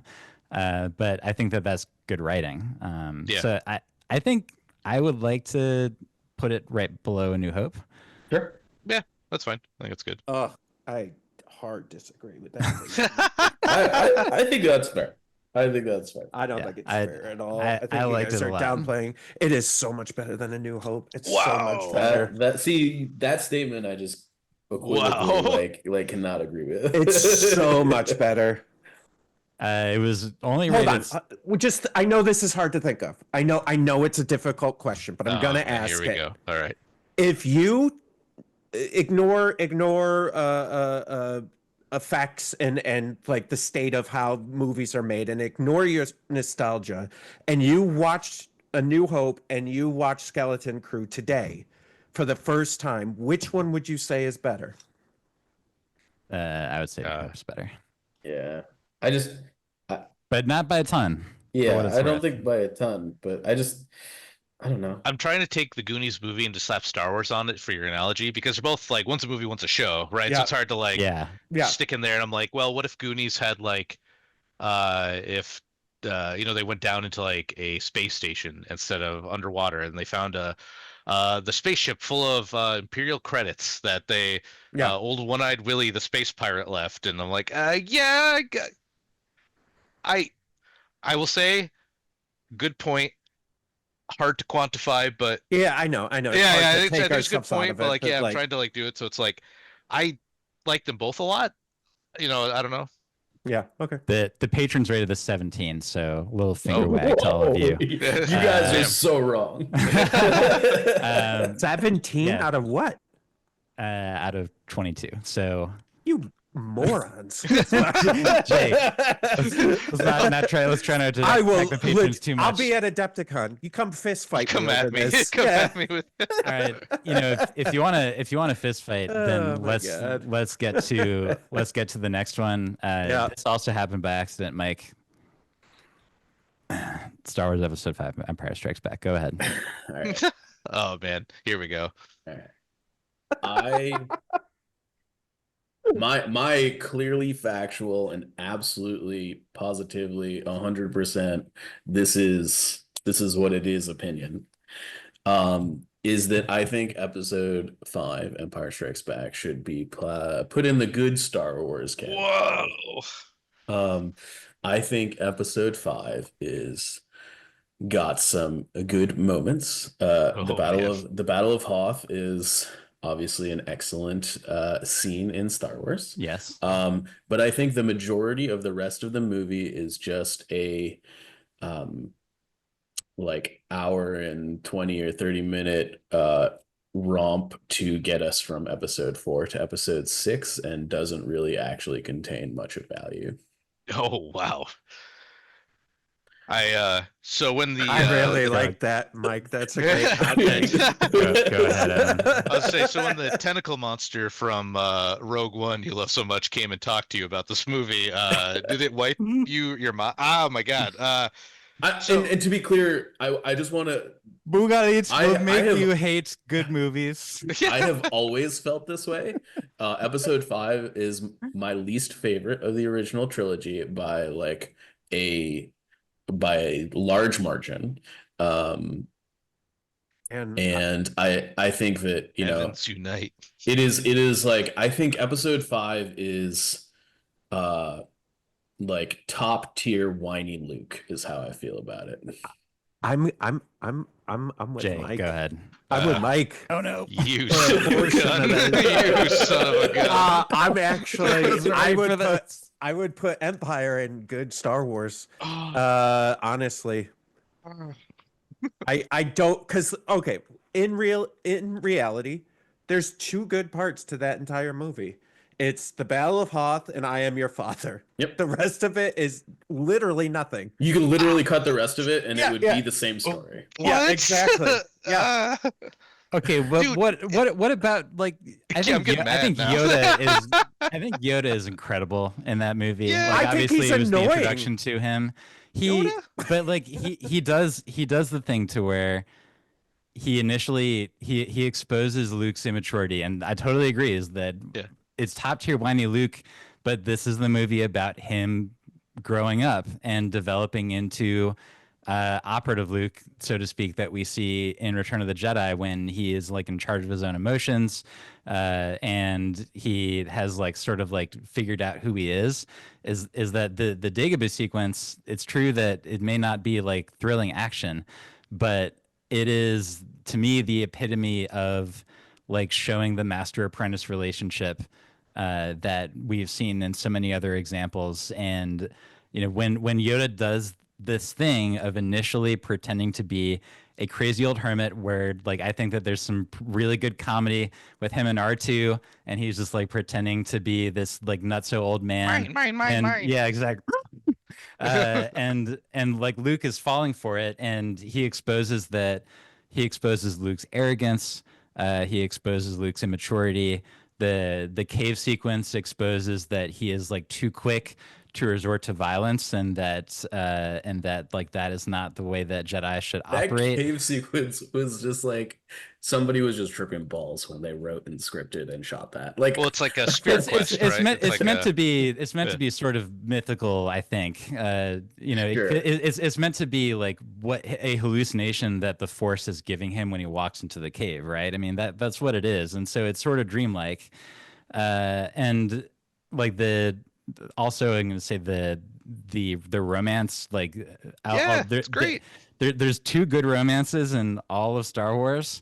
And weirdly enough, the other one is in a cartoon show that we're going to talk about later. But this, like the Han and Leia stuff, is classic. It is excellent dialogue. It is a believable relationship that develops Out of nowhere. well, but it's out of experience and crisis together, we've right? we've got to pivot because I've changed my mind on Luke and Leia. They're going to be twins and brother and sister. I also think like I do want to challenge the like master and apprentice thing, because like the Yoda Luke interaction is just the Kenobi Luke interaction from the previous movie, almost like redone and a little bit more like hashed through in like it's almost like same deal. You meet the master, he like teaches you some stuff. You don't know he's a master; he's a hermit. Yeah. I don't know. Man, I'm with Mike on this. Oh my Do you guys not like the asteroid chase also? It's fine. It's Like, it's I think fine. it's Look at them great. downplay it now. Look at them. Oh my god, And the duel in Cloud City, it's it like was great. that's the duel in I Star actually, Wars. as far as duels go, that is one of my least favorite duels. In Oh Star my Wars. god. If I wish my room Oh was bigger boy. so I could pace. I only have this So little area I can pace Listen, around. here's my view. I think that it definitely has good parts. Like no one can argue that. I think, but we tend to put it up on this pedestal because you guys have already put A New Hope up so high that Empire Strike Back has to be better because otherwise then your first rating of A New Hope makes no sense. And so I think Empire Strikes Back is a good Star Wars movie. I don't think it's a classic, and I don't think it's the masterpiece everybody makes it out to be. I genuinely like everybody's like Empire Strikes Back, best Star Wars movie all time. I do not even I cannot even empathize with that statement because I think it was true after the prequels, but then then all this other great stuff has come out, and now it just isn't. It in retrospect, it's fine. So for what it's worth, so we did ranked choice voting and like Number when you one with a bullet. I when you already assign know. it when you assign it points is that for example the number 10 movie on here was episode 1 and that one had 100 points with ranked choice. Episode 5 Empire Strikes Back had 272 points, which was 40 above A New Hope, which was the number 2 on here. And so like so for whatever it's worth is that for our patrons Never been and so disappointed. we're we did this vote so that we could like have them sort of sway us one way or the other. Yeah. Is that a whole lot of people consider this the number 1. I personally actually put it below Andor still, even though I do think it's amazing. It's a classic, but I don't think that we should. Obviously, we shouldn't like discount the fact that you guys are half of this video that we're making, and so I think that we can do a compromise, and I think that the compromise to put it somewhere in the classic zone. Here's the thing, Uh, Jay. He made the most grievous error ever. And you want to know what it is? Yeah, I do. He gave me control of where we put things in the tier list. Yeah. Boy, things are gonna get really tough. Get 'em. Oh man. Oh man. I don't have a knife with me. I do have a spoon though, and I can like slowly sharpen it Yeah, oh as my the God. podcast goes gotta- on we to gotta eventually list- have a deadly weapon. I think it could go with the Patreon vote at the end of classics. The last on classics, I think, would be the I'm making I- a stand here. I'm putting my foot down. I just have so much to say, but I don't want to say it because just like you got like Vader kills a guy. You can see for incompetence, it shows he's like new ways to motivate them, right? That's the whole like they made a card. Oh man, that's gonna just because they made a card out of it no, doesn't it's make it a that iconic. masterpiece. It's Evan. that iconic. Like it's so Mike- many good things Mike, happen. I think I'm with Jay. Like for the sake of compromise, let's put it at the end of classic. Let's have like let's be serious Because about the Patreon otherwise the tiebreaker. Patreon voting Yeah, meant like they're nothing. gonna be like, yeah, what was the point of this exercise? Yeah, You lied we'll to me, never Evan. We them get to the vote bounty on hunter anything lineup. again. We Yeah. get the bounty hunter lineup in this movie. Listen, like Bosk took his shoes off to be there. No one else Okay. did. He's the only one who cares. Like this is crazy. Like what That else might be the cares? best thing about Empire Strikes Back right there. I just want to let Jay know is that is following through on a promise that we made on Evan's recent episode of Notorious Scoundrels to have to feature Transocean feet in some way in the After Dark podcast. And Evan, you made it happen. So All bravo right, there we to go. bring it back. to Perfect. Transocean feet. Okay, well, that was less bloody than I was maybe worried it was going to be. So. I will be next What to. do you think, Mike and I can't compromise? We clearly can. He definitely thought yeah. you were going to come down on the other side of that fence for sure. Well, you are wrong. I did not count on. I think if you asked me 2-3 years ago, I probably would have been closer to them. But all the recent stuff like Andor, Skeleton Crew, some of Mandalorian, I'm like, oh, No, this is more where I'm at from a Star Wars perspective. So, Yeah. anyways, All right, Mike, I'm actually gonna delay the cycle a little bit because the next one is Resistance, and I Ah, think that you're the one who's watched the most of this out of any of us. yeah. I've seen a couple episodes, but go ahead and tell us about Resistance. Like, where should we be putting it in your opinion? I mean, I think Resistance to me is a fun romp for kids in the Star Wars universe.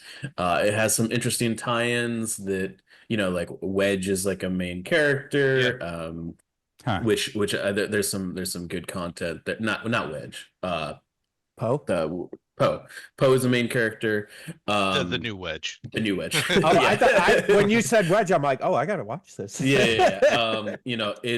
I think the end of Resistance is them watching the events of Force Awakens from afar, which is Mhm. actually a little bit interesting. I think that's the most interesting and like kind of intellectual depth the show has. It's very surface level. I would put this in Book of Boba Fett range. It's like fine. Yeah. It's kind of bad popcorn, but you'll still eat it because it's Star Wars. We got some Sort of cool Okay. spaceship situation. designs out of it. The Yeah. fireball's a Oh cool yeah, ship.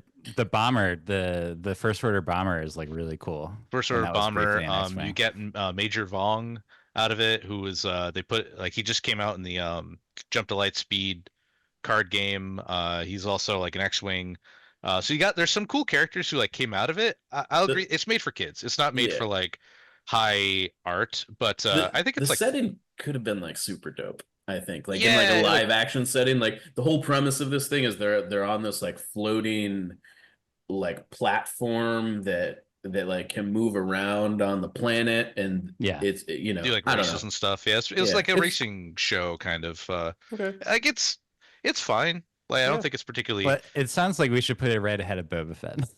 Yeah. probably I think yes, as 100%. much as it chagrins me, I agree. Like Yeah.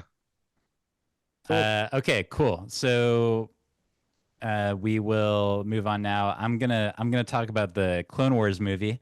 I think that this movie is sure it introduced Ahsoka, but the animation quality is awful, awful, awful. It is aged extremely poorly. The dialogue is terrible. It is a cringe fest for me to watch or think about. And it's true that it led into a show that was very good, but this was the roughest of rough drafts. And I sort of think the less said about it, the better. I think that it's actually like maybe at the top of the riot control zone for me. It sucks. I Agreed. I think I agree. I watched it a long time ago. I don't remember much of it, if that's any There you go. indicator. That tells It you was everything. it was That's the right. worst of the Clone Wars. Yeah, Yes. that's Yeah. fine. All right. Yeah, sounds good, Evan. But not as actively offensive as Rise of Skywalker. No. Actually, can I make a new tier? Is that a thing I can do? Can we like put Rise of Skywalker in its own tier at the bottom? It's I think like yeah. Once we finish out, maybe we'll see if we want to put it in its own tier. Okay. Okay. So Evan, what do you think about Ahsoka, the show? it was fine. uh so I watched through it. I remember a few bits of it. I don't really remember too much of it. Uh I know that's probably my review of it. It was like I didn't need to know that story. It was cool to see the actress who played Ahsoka did a very good job. Rosario Dawson, yeah. Yeah, I just remember from Clerks. It's like, yeah, the girl from Clerks too. Yeah, she was really good in that movie. But the show, I mean, it was fine. It had some cool throwbacks like the Anakin bits. When he shows up, that was super That was cool my and favorite epic. episode. Was the when she's like almost when she's dying and having Dude, yeah, the smoke when he's walking through it, it was like hallucinations. that was really cool, but I just thought most of the show was kind of it was like I think what happened was she showed up in Mandalorian and everyone's like, "Oh, we'd love an Ahsoka show." So they go, "Okay, we make a show." And they had like one or two good ideas, but they had to make it so many episodes. So it didn't quite hit it for me. It was fine. I would say it's like good Star Wars, at least it's Star Wars, somewhere in there. Yeah, I think I'm in the same place. It's like either bottom of good Star Wars or maybe at the top of at least at Star Wars. Is that I'm It not a wasn't fan. offensive. It was just I'm kind not a of super boring. fan of Filoni. Just like when he's given, I think when he's given too much Yeah, it goes off the rails. leeway in live action, especially like I think he very much knows what he's doing for animated stuff, but for live action, he really needs a lot of help, and he was in charge of writing this. Favreau was not involved, which means that the dialogue was not as truly gutter trash as it was in Book of Boba Fett. But it was still just like it's just I don't know. The Like story yeah, was bad. very stilted, and like I don't think Thrawn was executed very well personally. No, the greatest strategy is how the current Star and, Wars has treated Thrawn, I think. like all the stuff with the witches, and it's just like I don't know who it's sort of like who cares. Also, I think that he actively like lowered Hera as a character because Yes. Yeah. she in this show has no idea what she's doing. She makes terrible decisions. She looks like a fool in this show, and she was a Yeah. great character in Rebels. Yeah. So he sort of did damage to himself. I would actually put it at the top of at least a Star Wars, but I don't know what you guys think. I think it's fine. Hard agree. You know, Yeah. yeah. Yeah, I think you guys said it all. Like, Yeah. it's one of those ones I literally could care less anymore about it. I watched think- it once. I'll watch some highlights, and then again if I ever want to see it, kind of thing. Yeah. Yeah. All right. Cool. Well, Easy. Jay. Yeah, Yeah. Hit me. What do you think? What do you think about Solo? I think this will be Ooh. interesting. okay. I've loved it from the beginning. Yeah, I've- same team. All right, let's go. I've never had a problem with Solo. Let's go. I think a lot of it came because I think what was it, Endgame released the same month, and I think that's why it did poorly at that time. I think if it had released any other time on its own, I think it would have had a better reception. And yeah, I think it's a classic. I've watched it a number of times and I've enjoyed it every single time, and every time I've watched it it's gotten better. And so for me it's probably right behind Skeleton Crew on classic. I Mike, can see a Mike, what do you scratch face, think yeah. about Solo? I will agree that it gets better every time I watch it. Yeah, I do too. I will give it that. I think that the problem I have with Solo, is not even like a problem with Solo per se. It's just like he's not Harrison Ford. I have a very difficult time divorcing that. This is Han, and he doesn't feel the way I would expect Han to feel in play on screen, and that takes me out of it. I think it is a good movie. I think for me it fits it like good Star Wars, maybe yeah. I think I would put it in good Star Wars. It's definitely the best thing we have in good Star Wars right now for me. I don't really have anything like terrible to say about it. I think it's a fun adventure in Star Wars, and I think it's good. I don't think there's anything that is like overly awesome about it. I really love it. It's a space western. They do the train heist. They have the showdown at the end with the old master. Like, Yeah. it hits all the there's like one cameo, but it's not like very heavy-handed. They mentioned Bosk once for more trained ocean feed action, but but it's just like little nods. It's not like, oh God, is that an X-wing coming? What if Luke was in it? And like a CGI Luke shows up, like, oh, Luke's like, they don't do that. It's just like, here's Han Solo.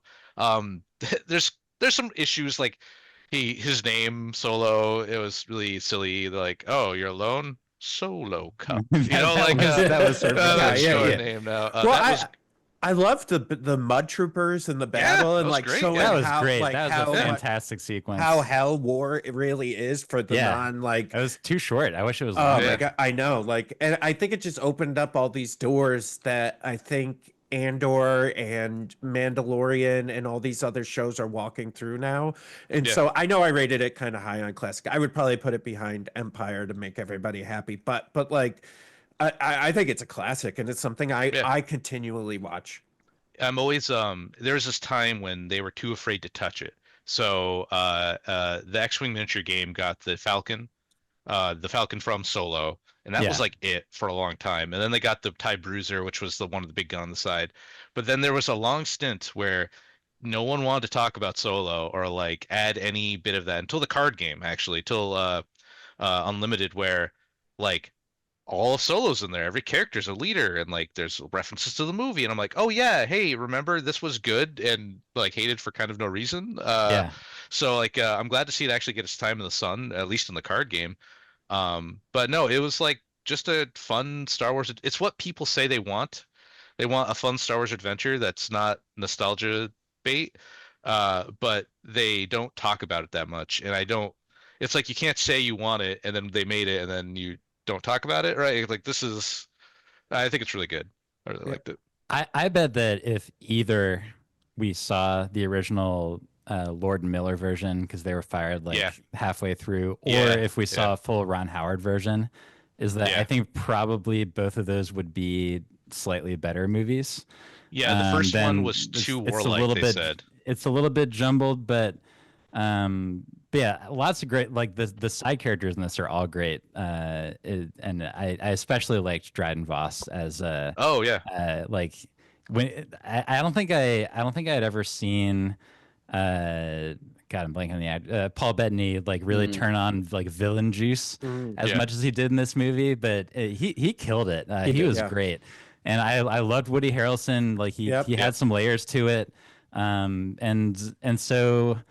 Yeah, I was thinking of putting it at the top of good Star Wars because there's like Revenge of the Sith is just like hanging out there, but That's um, probably I'm okay with that rating for it. I will say the one little bit of trivia I have about this is Maul was just a fluke in the movie. The director wanted to have somebody this is the there. worst part. It Yeah, is. the director wanted to have somebody there to show up who's a villain, and he asked his son. He's like, "Oh, Darth Maul's pretty cool," so Darth Maul was there because of like just a off comment.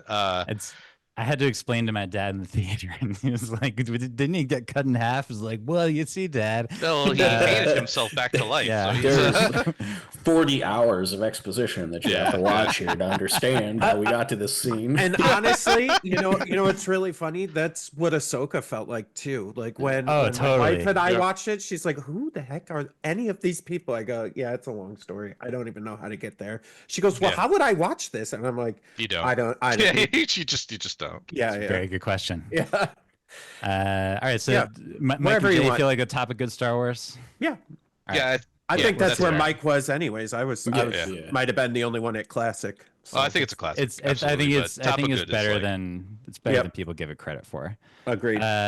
Mike, Episode 6, Return of the Jedi. I think I know where you're going to put this one. Episode 6, Return of the Jedi, is Star Wars. This movie is the genre. It is everything that this is it. This is the pinnacle. Like, Mhm. are there bad things about the movie? Are there flaws? Absolutely. Is there Not that many. There are really. not I that don't think many. there's- No. And frankly, this movie, like, is once the action and stuff starts ripping, like it just goes It's so watchable. in a way Yeah. that like Rise of Skywalker, I think, was trying to emulate but failed horribly. Yep. Yeah, it tried to copy that pace, and exactly. and it doesn't. And Yeah. Return of the Jedi just like it lights the fuse, and you go and you go and you go, and it's a banger. It holds up. The space scenes still, like, even with the special effects are ancient So at this good. point, It's it so still good. looks very It's good mostly on practical screen. still, and they mostly left it alone in the special edition. Luckily, Mhm. Yeah, this is also like where like the whole like Empire Strikes Back is the best Star Wars movie of all time. How can you say that Return of the Jedi exists? You Yeah. know, like I don't get it. This is the only show anything on here I remember vividly sitting like 4 feet from my television screen as like a 12-year-old with the VHS recorder, and I would sit there as it rewound the tape every time, and I would put it in, play it, we'd watch the movie, and then I'd rewind it and sit there and wait 5 minutes as the VHS just continued to rewind the tape. And I think this is a masterpiece. It goes above Andor, it goes above Rogue One. This is Star Wars. I Agree. I mean, I think if I really think about 90% of the things when I think about Luke and Han and Leia and like classic Star Wars stuff, they all come from this movie, 90%. Mm. And so like I think I agree. As much as, and maybe this was my argument with New Hope that I didn't really articulate well, is that like that doesn't scream classic Star Wars to me. Like that was them still trying to work it out. And Mike, I agree with Mike 1000%. This is peak Star Wars. This is what everything is based off of moving forward, is this movie. So I would put it at the pinnacle. It's clearly the best. Evan, what do you think? I liked Empire Strikes Back more than this one, but I also rate that one very high as well. So they're all the first 4, 5, and 6 are all masterpieces to me. I love them all. I can watch them anytime I want. So like putting one in front of the other doesn't really matter to me because I love them all, right? So if I mean, dude, I don't like the Ewoks, but it's like what it like that's hindsight. It's they wanted to sell toys, so they had toys, right? It's Also, grading on a curve, they did much worse later on with Gungans. yeah, exactly right. Because Ewoks were like they weren't annoying; they were just kind of goofy, right? Yeah, Where yeah. like Gungans were actively annoying. So like, but I mean, like I still get chills at Vader Luke scene Yeah. where they're like at the end and Palpatine there. Man, it's like I mean, again, they made a whole model set because it was so cool, right? The Gen Con exclusive a few years ago, the Luke, Vader, and Palpatine in the background. Like Yeah, it's a good that's one. how big of an impact it made on people because it's that redemption of a fallen hero, and then the true evil gets thrown off cliff, and they made a great robot chicken.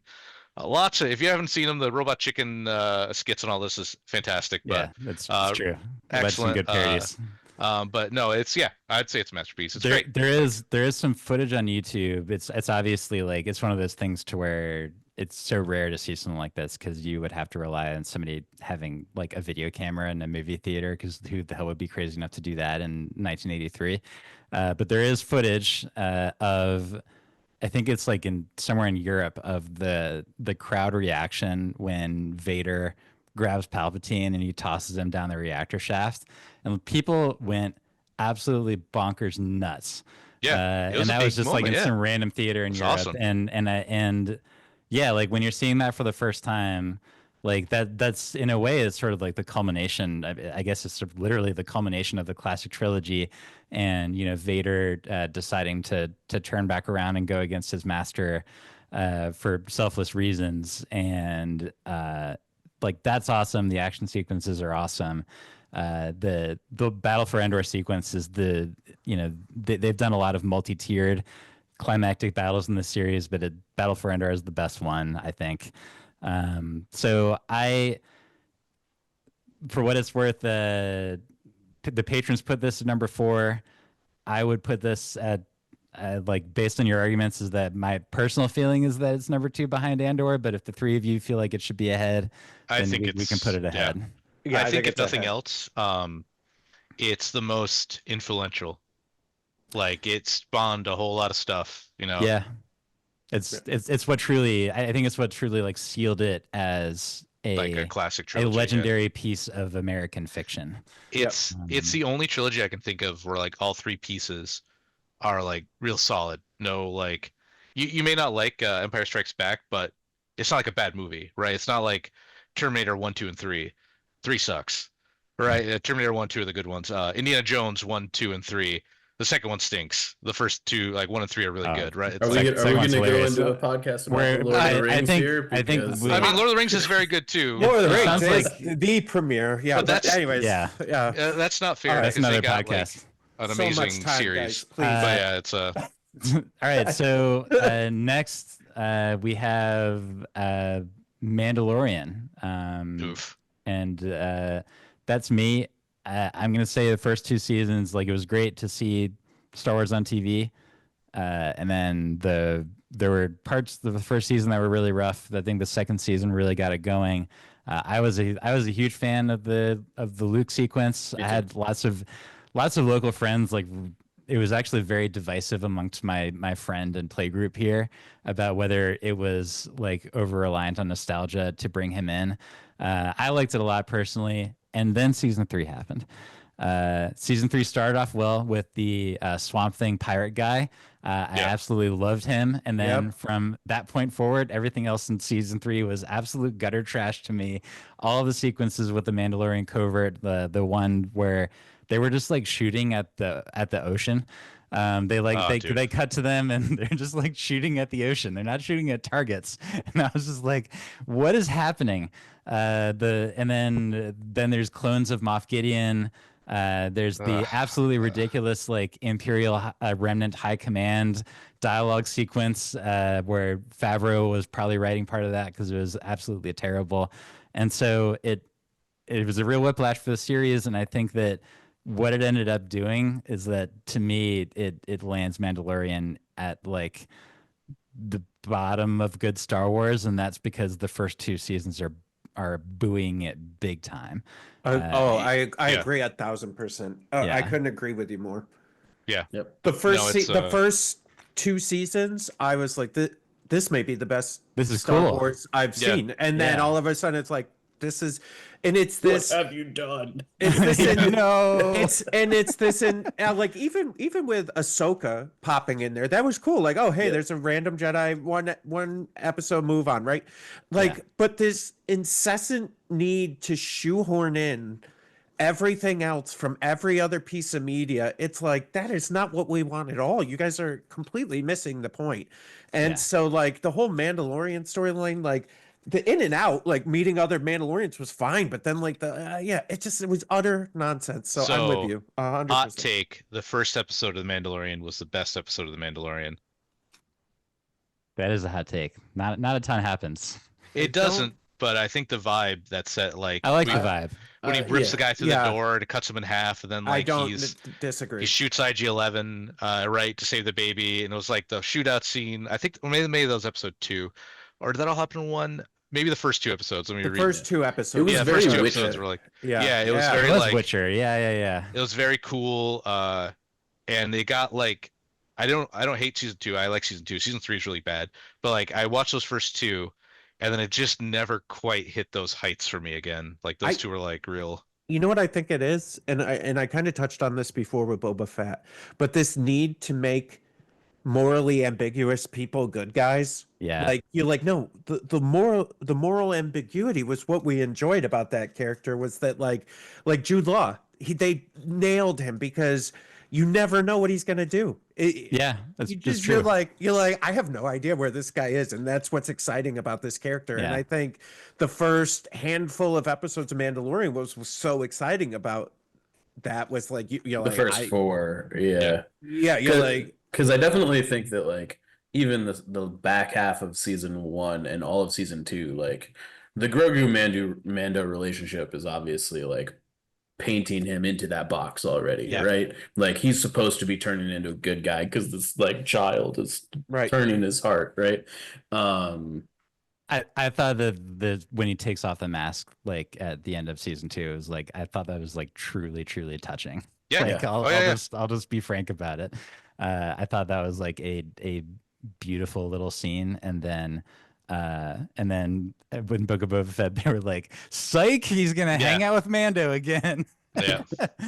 we need Baby Yoda to sell this series to people. I mean, honestly, you're right. Like at the end of season 2, if they had just moved into him trying to reckon with this new season 3 would been him trying to reckon with how this child touched him and him trying to figure out how to live his life based on that, that would have been Grogu should made have way more sense. gone Yeah. with Luke. And that's it. And Gone. and then Grogu should Totally have agree. just died to Kylo Ren later on. Yeah. Like Oh, and man. like and I didn't want to think about that. and Din would have to like reconcile that Yeah. in his headspace. Like that would have been the perfect story. That would have Right, been like- a really brave show. Yeah, like would have the, been. the next season, like him still getting bounties and trying to figure out how, like, do I bring this person in? Like, do I not? Like, what do I do now that I have this? Yeah. Anyways, okay. I think we're all in agreement. Yeah, bottom of good Star Wars. I will. 'cause the first One 2 last seasons were point. great. The second Bill Burr episode is very good. Oh yeah. I that's like really Bill good. Burr a lot. Yeah. He was a Dude, great character. When Yeah. he's in there, he's like, "I was there," and he's just like that one guy was like such a like a Oh, cultist for the Empire, like Oh, just yeah. shoots him like, oh man, so good. Like That's when that's Star such a Wars great is moment. at its best. Yeah. This is what Yeah. I think we're talking about, right? Is the regular people who live in this world of war and catastrophe and how they're dealing with it day to day. That's when Star Wars is at its best. Evan, I think you and I think from the sound of it, we may feel the same way about Episode 8, The Last Jedi, which is not nearly as vitriolic as most of the internet is. I think it's fine. Like they did some stuff I didn't love, but I think overall, like I left the theater at least thinking about it and like taking the choices they made and like I'm like, oh, I didn't like that, but I did like that. Like the Rey like touching the dark side, or like maybe she'll be a bad guy, right? And then the Kylo Ren, when you go back and you like analyze the Kylo Ren Rey like back to back fight, I know you can say like that guy wasn't doing anything. Why they're attacking one at a time? I'm like, yeah, but man, when I was in the theater watching it, it was really fun, right? Like it's. I think this movie gets like this. Current Star Wars fans kind of suck. Just in general, I think it's just like everything's so Not nitpicky Not our you pulled though, apart. patrons. We promise. Yeah, I mean, just in general, like No, every I- like it's more that it's- the internet sucks. I think. Yeah, like I guess fandom like, in general, like you can see the same thing with it's like, just MCU kind of and whatever. yeah, it's just kind of miserable. Like Yeah. you can't, nothing can be enjoyed. Everything has to be ripped apart. So it's like, Yeah. yeah, you can We're go gonna through get this to that one in a movie second. scene by scene and rip it Ugh. apart. But overall, Yeah. like I thought it was fine. Like I don't know, like maybe I'm off base. I didn't like how I didn't get why Admiral Holdo was not sharing information, and Oh, would yeah, that have, was that silly, would have yeah. like gotten past a lot of the plot points of the movie in terms of why things ended up so badly for the Resistance by the end. And then the Canto Bite sequence was kind of garbage tier. I didn't mind that, to be honest. The two things I got out of it were I really like DJ. DJ is a favorite character of mine because he's that gray guy who's like, Yeah, yeah, I I- sold I- both sides. I don't care. I liked him. Yeah, and then Benicio the- del Toro is always great. Yes. I love him, yeah. whatever. And then the very end when the kid uses the force to pick up the broom and he's sweeping, and you're like, oh, they're still. It's that wonder, like, oh yeah, anyone can still have force Yeah, and be a it Jedi. had like, a little bit of that. like just a little bit, but I thought I- it was good. I know it's retrospect. And like what if they just had anyone in charge? Yeah. Like overall, one easy fix that would have actually completely changed the trajectory of this trilogy was at that fight you had Kylo turn good and go, actually, I've been hunting down Palpatine. He's still alive. I need you to help me do this. Oh yeah, That Yeah. literally would have fixed everything. And then you could Yeah. have just got like that, and then you start. It literally would have fixed the entire series, and you could have then gone into the third one, gone, oh, right, because that's why Kylo was. I never like, thought of that. right. That's all. Like, oh, I felt him They should have back. hired Jay.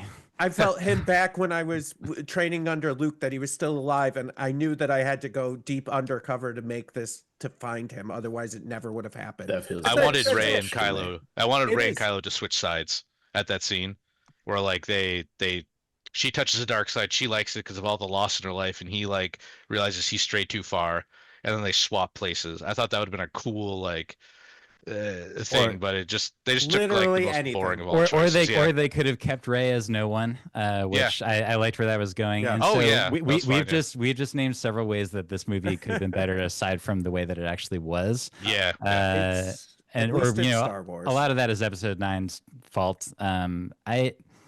I was gonna say the bottom of good Star Wars. Yeah. Oh yeah. Yeah. I'm gonna be I'd honest. say it's- I'm gonna kick in here. I like this movie more than Force Awakens.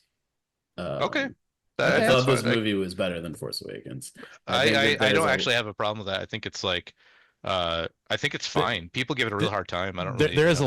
there is a lot of taste when it comes to this movie. I think there's There like a is. lot of just individual taste. Yeah. Like for we haven't what that's talked worth. about the old hermit in the room, but I loved this version of Luke Skywalker. Oh, I yeah, know that is a very I did too. controversial. I take. agree with you. Yeah, no, because Uh, he's I think the Achito, all the Achito parts were actually fantastic, and Yeah. that it's the other parts of the movie that drag Yeah. it, in my opinion. I don't disagree with any of that. I think when I walked out of this movie, I was like, okay, I know I'm not as excited as I was with The Force Awakens, but you know what? Let's see where this goes. And then I think maybe 9 dragged it down for me completely, because then it was just like, oh, remember those 2 other movies you watched? Screw those movies. And then you're like, wait, what?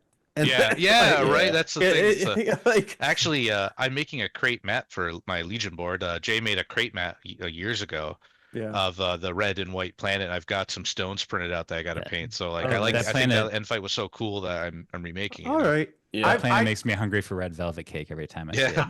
it. So I'm okay for a good Star Wars. I well, think. let's Yeah. put it. Do you want to put it ahead of episode 3 or behind it? Ahead. Ahead. Yeah. Okay. Yeah. Yeah, let's put it ahead of Is that episode good, 3. Mike? Does that? Yeah, I just, oh man, I do think that the like everything that is like air quote bad about this movie, I feel like was made bad by the Nice. fact that episode 9 Not- exists. Like, Yeah. like I think it like let's just like forget about episode 9 real quick. Like, if you just take where we ended episode 8 and like it is cut Snoke out of the picture. It has done everything. Like, all of a sudden, the bad guy of the big bad end game boss of Star Wars is the evil Anakin. But he's like actually evil this time, and It was he's setting us up good Yeah. stuff. it was I it agree. was setting us up for Yeah. for a banger, and they just Right, and like the one guy that could potentially take him out is now a Force ghost. He's done now. Like, yeah. I don't disagree. Yeah, and Yeah. the hold whatever her name is, the maneuver there, man, that was That was cool theaters, sequence. one of the most Yeah, beautiful it was sequences really I've pretty. ever seen. Like, Yeah. Yeah. It's like, I know you can like again pick that apart. Like, why did Yeah, they do yeah, it before? why- How come? yeah, But yeah. like in the theater, I heard people gasp yeah. when it Yes. happened. It was like, Oh, yeah. really, like you gotta like take some of that into account. Like, And the audio just cutting off and it going Yeah. silent, and then that bright light. Oh my god! Yeah, It was was really one of the cool. best Like- moments in a theater I've ever experienced. And I Yeah. also think like people are like, "Oh, Star Wars lore, you can't do that." I mean, you can like chalk up like one-off thing. One-off things Yeah. happen in the real world Yeah. all the time. Right. You Yeah. know, like you know. Yep. Why don't we Right. move it ahead of Solo also? Okay. That would be a topic of Star Wars. Oh. I I don't know if I agree with that, but all I right. do. I think it's better. So. Okay, all right. So I'll Should we move it Jay, ahead of Empire Strikes Back while we're at it? don't, don't you dare. We already had this fight. Jay, what did you think of Obi-Wan? Oh, uh, I liked. It is Star Wars. I feel like that's Um, where this is gonna end Yeah, up. I think so I- too. yeah. I liked roughly 15 minutes of that Oh, entire that's series. that's not fair. I think I'm at No. an hour total Uh, for all of the To episodes. me, the first and the last episode, those are my like favorites of the show. It could have been a movie, I think. I- but just Both of my favorite pieces were Obi-Wan and Vader fights. The first one where he drags him through the fire is probably like one of my favorite, like I'm a see bad how guy it moments, see how it feels, bad guy moments of Yeah. like Anakin, like why, like his feelings and everything all coming into it. And then Yeah. my second favorite part is the last fight with them where Obi-Wan's like, nah, dog. I just had to like remember who I was, but everything else I hated. I hated that he was hanging out with Leia and Leia was some like, Oh, that's super dumb. I hated all that. I I want to. in I that- want in that to original fight match- this. I want to fight this really hard. I Okay. actually think that while the premise of the overarching story might have been tenuous, I do think that the relationship between Leia and Kenobi is really I great. like that. I like and I that. and Yes. I also think that Star Wars has traditionally had a lot of really terrible child actors, and She was great. she was She awesome. was She incredible. nailed it. Like that is what Okay. I expected like 10-year-old Leia to act. that's fair. The I'll only give you issue I that. had was when she was running in the woods in the first episode, and like you could tell the adult actors had to like stop and just do like action poses while she was running away. They're like, we can't catch her, she's too fast, and her little legs just kicking as they're like they get disappointed, like, oh, she's around the slog, I can't. Ooh, oh no, what am I gonna do? Like it's like It is a pretty silly sequence. that was a little honestly. silly, but like Sure. when Obi was with her in the city, you got to see like, more or less it's Night City of Yeah. Star Wars, right? Like that had some cool bits. But yeah, seeing Obi-Wan like just like living his life in the desert, like he's just some no-name blue-collar worker cutting up a giant meat monster.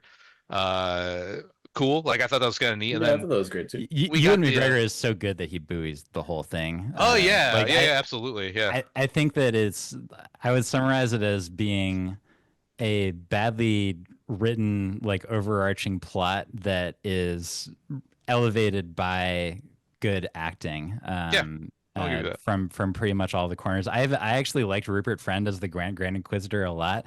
Yeah, He was like a real jerk.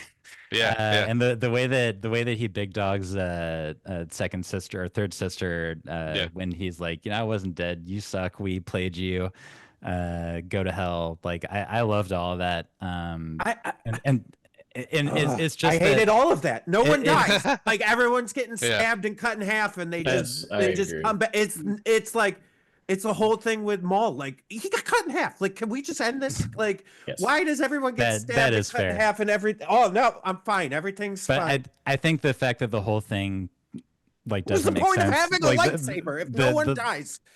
Well, it cauterizes the wound, so obviously it's less bad than anything else. We'll But I have a do separate think, episode on the medicine of Star Wars. right, I do think that it speaks to like every time something like that happens, it takes away the stakes Yeah. of everything Yeah. else, right? Yeah. And I think that's my problem with them continuing to do these like, oh man, this is a really great character, so we're gonna bring him back, even though they kind of sort of died Yeah. or should have died or whatever, you know. Yeah. I don't know. I think there were good things to point out, but as a whole, I don't think it's very good. I think maybe It's we Star put Wars. it. I think it's still a little At least bit it's better Star than Wars. Ahsoka. It's definitely personally. better than Yeah. Ahsoka. Oh yeah. So let's It's put it at the top top of of at at least least Star Star Wars, Wars. Yep. Okay, so next we have Mike. Tell us what you think about Rebels. I think Rebels is really great. I think it's got some of my favorite pieces of Star Wars ever in it. It's also got like some of my least favorite characters in Star Yep. Wars ever. Yeah. I really Yes. do not enjoy Ezra. Oh, he's terrible. I hate him. like the fact that the show Ahsoka is like all about like finding Ezra is like, oh my God, no. It's The, Aladdin the and main Abu. character, by the way, that's Yes. a problem, right? Yeah. It definitely was a problem, but it's also got some of the best characters in Star Wars, in like Callus and Kanan, yeah. Kanan and Hera and Yeah. Cartoon version of Hera is Sabine, great. you know. Yeah. So like, and it's got Thrawn in it, right? Like this was like Thrawn's reintroduction into and Thrawn in Rebels is actually like amazing. So I don't know. This falls in good Star Wars to me. I think I think it's got some low points that I really don't enjoy, but I think the chaff yeah. you have to get through to get to the good There's stuff a lot of chaff. is worse than Clone Wars. It's rougher than Clone Wars. Yes. But the good stuff is like the Obi-Wan Maul fight at the end.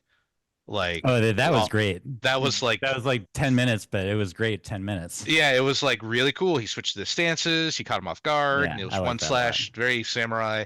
The good stuff is good, but there's just so much chaff that's made for kids. I don't rewatch it. I just watch like highlights when I want to see it. So I'd say yeah, to me it's good Star Wars, like topper of good Star Wars. I want to put it between Solo. Actually, I want to put it between Episode 3 and Mandalorian. I think that's I fair. guess. Yeah. Yeah, like I'll do that. watch the clips, but I won't probably ever rewatch the whole show. Yeah. All right. So okay, good. I'm gonna talk about the Acolyte. Basically, I am gonna say that I applaud creativity. I like that. I like that they shot for the moon with this show. So like for that reason, I give it more credit than a show like Obi-Wan or Ahsoka, where they did the opposite of shooting for the moon. Is that in those shows they shot towards the ground and even missed. But it is. I think that Acolyte is an interesting semi-disaster of a show that is poorly paced and that had the pinnacle of the show be in episode 4, which is the one when Khmer like goes to town on all the Jedi in the forest. Like that is an absolutely badass, incredible, super sweet episode, and it is unfortunately surrounded by a mystery that's not all that mysterious. A lot of filler. The main characters, I don't think that they're super well written, to be honest with you. I think that I think that it is basically a failure, but I like what they were going for, and that the character of Kamir specifically I liked a lot. And if there was more of that, it would have been more of a success. I hope that maybe they can find a way to bring him back because I just loved him. But the rest of the show is kind of a mess, and they spent too much money on it, and so Oh, I I mean, don't think that they deserve a second season. To be honest no, with you, I liked Smilo Ren. I like Yeah, the yeah, helmet. yeah. There's some cool parts where it was like a horror movie when like they're talking and he slowly descends in the background to start murdering them. I'm He's like, like Dracula when he comes in. He's yeah, like it's Dracula, and then you, he stabs a child three yeah, times, like through the chest by surprise with a really sweet trick. yeah, He snaps somebody's neck. yeah. Like He's it's like a good villain. crazy. Yeah, That he's a cool episode villain. is Like, yeah, awesome. It is off the rails, and then the rest of the show is like, just sucks. Yeah, it's the problem is there's good ideas. Just it's like I'll watch the clips. yeah. Right, I won't ever watch the show again. I'll watch the clips on YouTube and then be like, all right, man, that's I guess. But yeah, Yeah, yeah. What do you think, Jay? I mean, I agree with you guys overall. I just like it's hard for me sometimes because the highs were so high Yeah, Yeah, that I yeah, was like, whoa, like that's something I've never seen before. Like that is, like you said, he's probably one of the best bad guys, I think, until the end. But like even leading up when he was playing like the goofball, like bah, bah, bah, like just some guy, and then you're like, oh shit, like he is bad. And yeah. then like that whole fight sequence, like nasty. And then you're like, oh, yeah. this is getting good. And then they're like, nah, it's not getting good. That we just peaked right there. Yeah. And you're like, They what? It peaked in high school. And Yeah, it just yeah, hasn't yeah. ever to catch up. Yeah, like, Acolyte peaked in ever. high school. It just never got its act together after that. Yeah, Mike, do yeah. you agree? Acolyte peaked in high school. Yeah, I think the Acolyte gets a worse rap than it should. Oh, I totally agree. agree there. Yeah, yeah, This, yeah. this is where the internet got really bad. Yeah, Really I bad. definitely. I think it had a lot of promise. I think Yeah. the overarching meta plot of Plagueis is like testing his immortality serums or whatever, There was something and there. like there was Yeah. something there. It was cool. They definitely had something good potentially from like a conceptual idea. And I think it was really awesome to try and frankly, the thing that makes me upset about this show is that I think that this was a really good step to diversify in the Yes. Star Wars universe in a real Yes. way. And I Yeah. feel like they just did not set them up for success No. Yeah. and I think that is for me, that is the most frustrating part about this is that I think it had an amazingly diverse cast. The script was horrible. The acting was the story fell down. Like it lost on all cylinders, and I think that is a travesty. Yeah. Yeah. Is how I feel about it. I agree. It's Uh, like the potential that was wasted Yes. was worse than the actual show, probably. I kind of want. I still like because it tried. I want to put it ahead of Obi-Wan on the At Least at Star Wars to have it be at the top of At Least at Star Wars. What do you guys think about that? No. I think it's Riot Uh, Control Squad, frankly. I think I Yeah, think it's it's like a little bit better than episode 9, but not by much. yeah, it's like on that brink for me. I do think Book of Boba I think it's Fett. better than Book of Boba Fett, honestly. Yep. Let's You can put kick. it. I'd be okay let's- kicking Boba Fett down. If to we put that think up. it's better than Book of Boba Fett, then It had Boba Fett is moments definitely people right. are cooler to talk about. So yeah. Let's Agreed. kick Boba Fett down. Let's Yep. put it as the new end of Lisa Star Wars, and Book of Boba Fett is now the king of the Riot Control Squads. Oh wait, I think we're gonna put Acolyte at the end of At Least at Star Wars. Yeah, it's on the tail end there. Yeah, yeah. Oh no! Ew. I'm sorry. I'm not sure I can agree with I think that. like, but okay, the Book of Boba Fett. I just think it didn't try at all, and it still failed. Acolyte failed while trying, and so I feel like that's why I give it credit. Well, then I would put it Riot Control ahead of Book of Boba Fett. Okay, well, I That's want to fine. have the Yeah, Acolyte yeah. be in charge of Yeah, the Riot that's Control fine. Squad. Yeah, Okay, yeah. that's That's fine. fine. Book of Boba Fett, you suck. All right, so the sort of the last one we may like slightly diversify this out a little bit, but we have Bad Batch and then the two Tales series. We're not going to cover Visions just because we already talked about. We're not going to. That's an anthology anyway, so I think we're just going to leave that one and I loved it. not dealt with. Visions, yeah, Yeah, it was good. If you guys want to put Visions clear in the middle of like good Star Wars, I like really quickly, then I'm yeah. fine with it. yeah. The Yeah, episodes were like fun. hit or miss, but Yeah. I think Yeah. the ones that were good were really cool, like the lightsaber one, the Duel of the Old Master. Yeah, Uh, I like that I one. Yeah, yeah, the there's a lot of black and good white like one was awesome. black and Yeah. white. Yeah, dude, Yeah. that was like sick. The Studio Trigger one was wild, but I just like Studio Trigger, so Yeah. the animation was cool. Yeah.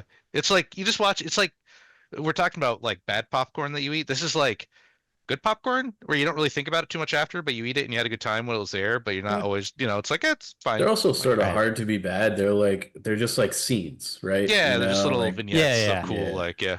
Okay. And there you go. It's a lot of people being creative, so we can say it's good Star Wars. Yeah. Okay, but I think we can talk about sort of all three of these at once, just because they were done by the same crew. Is that Bad Batch?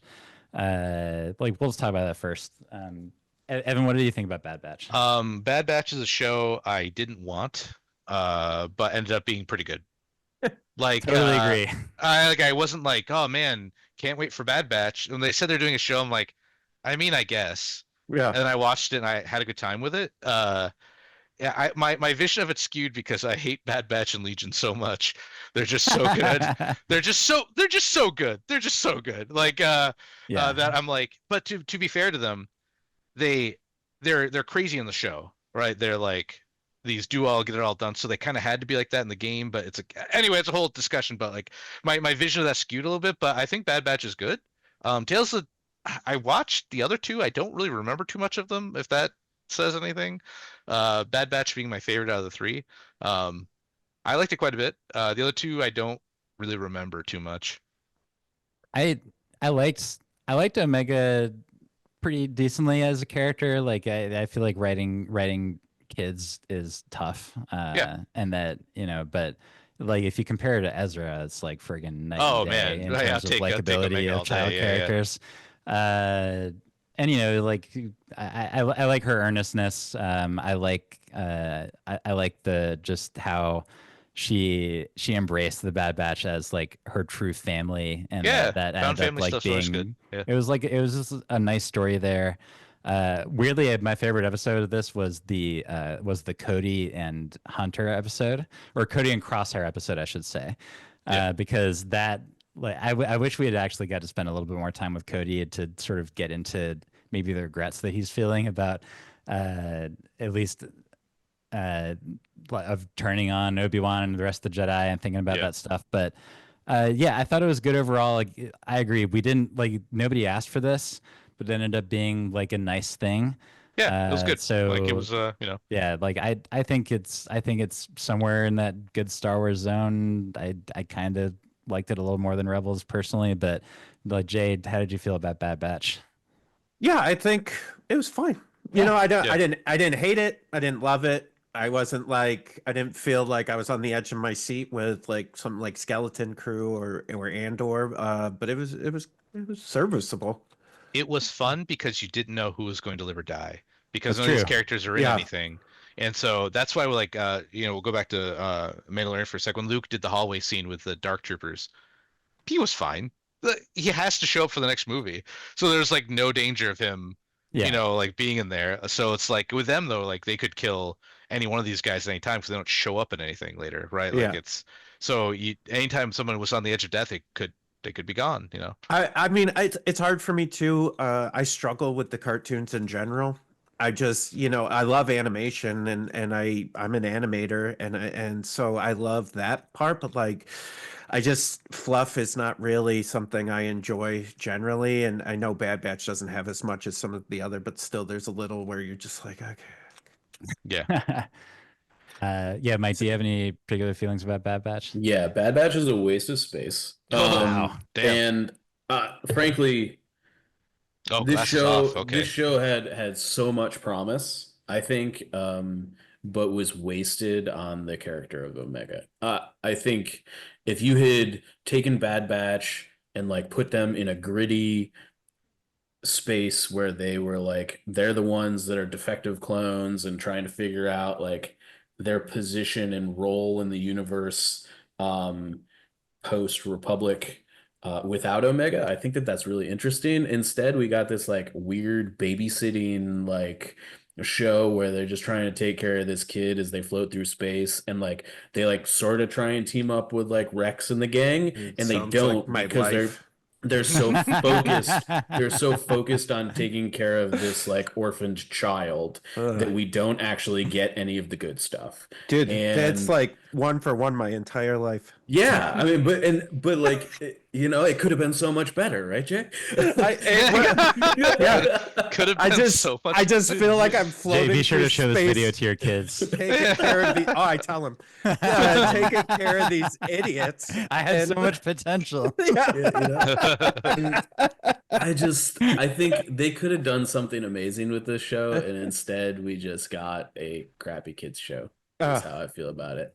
You know what? I'm I on think Mike's it's- side now. Yeah, let's push I this think down. I think it's better than that, but I don't think it's amazing. Like I still put it in the good Star Wars zone. I'm fine with putting it at the bottom. Yeah, I think that's fine. Yeah, I will like- say that I think Tales of the Jedi, with basically kind of like showing us the fall of Count Dooku, Yeah, I I did think like is that. actually really Those really episodes good. were good. yeah, agree. So why don't we put that ahead of Rebels?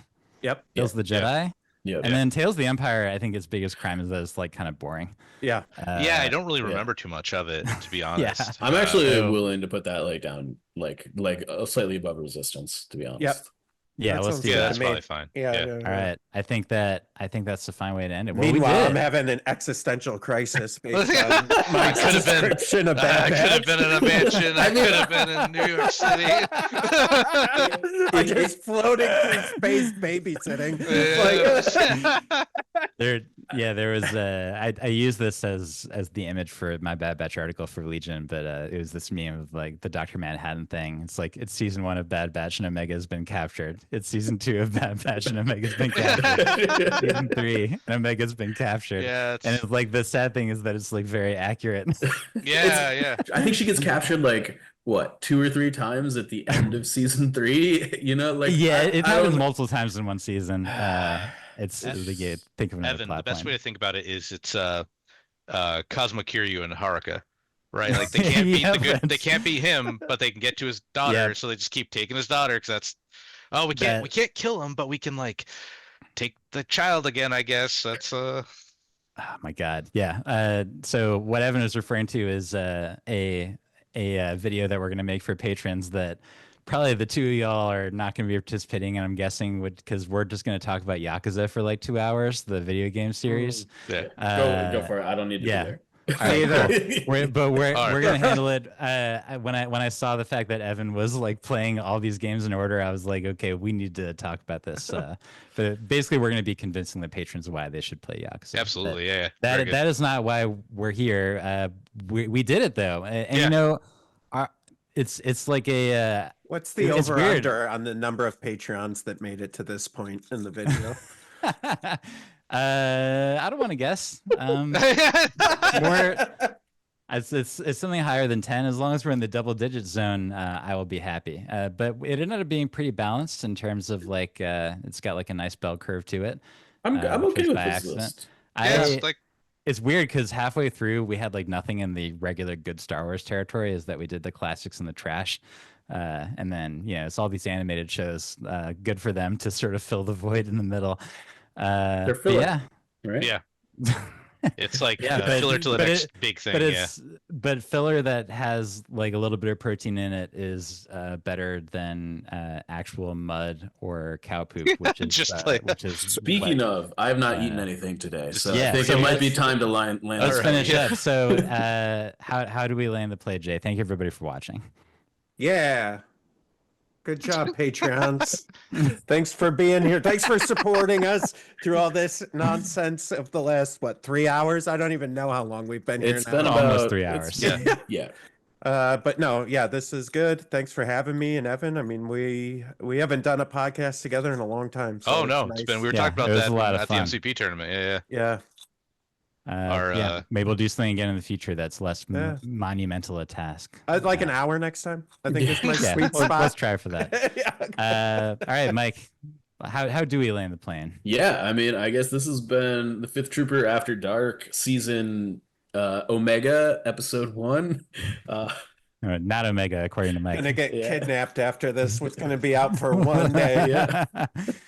I'm Evan. I'm Mike. I'm Jay. I'm Evan too. Later, Mike, say the kids. thing. Later. No, that's not this podcast. Oh, that's for scoundrels. I'm sorry. Don't say the thing. Goodbye, everybody. Stay rad.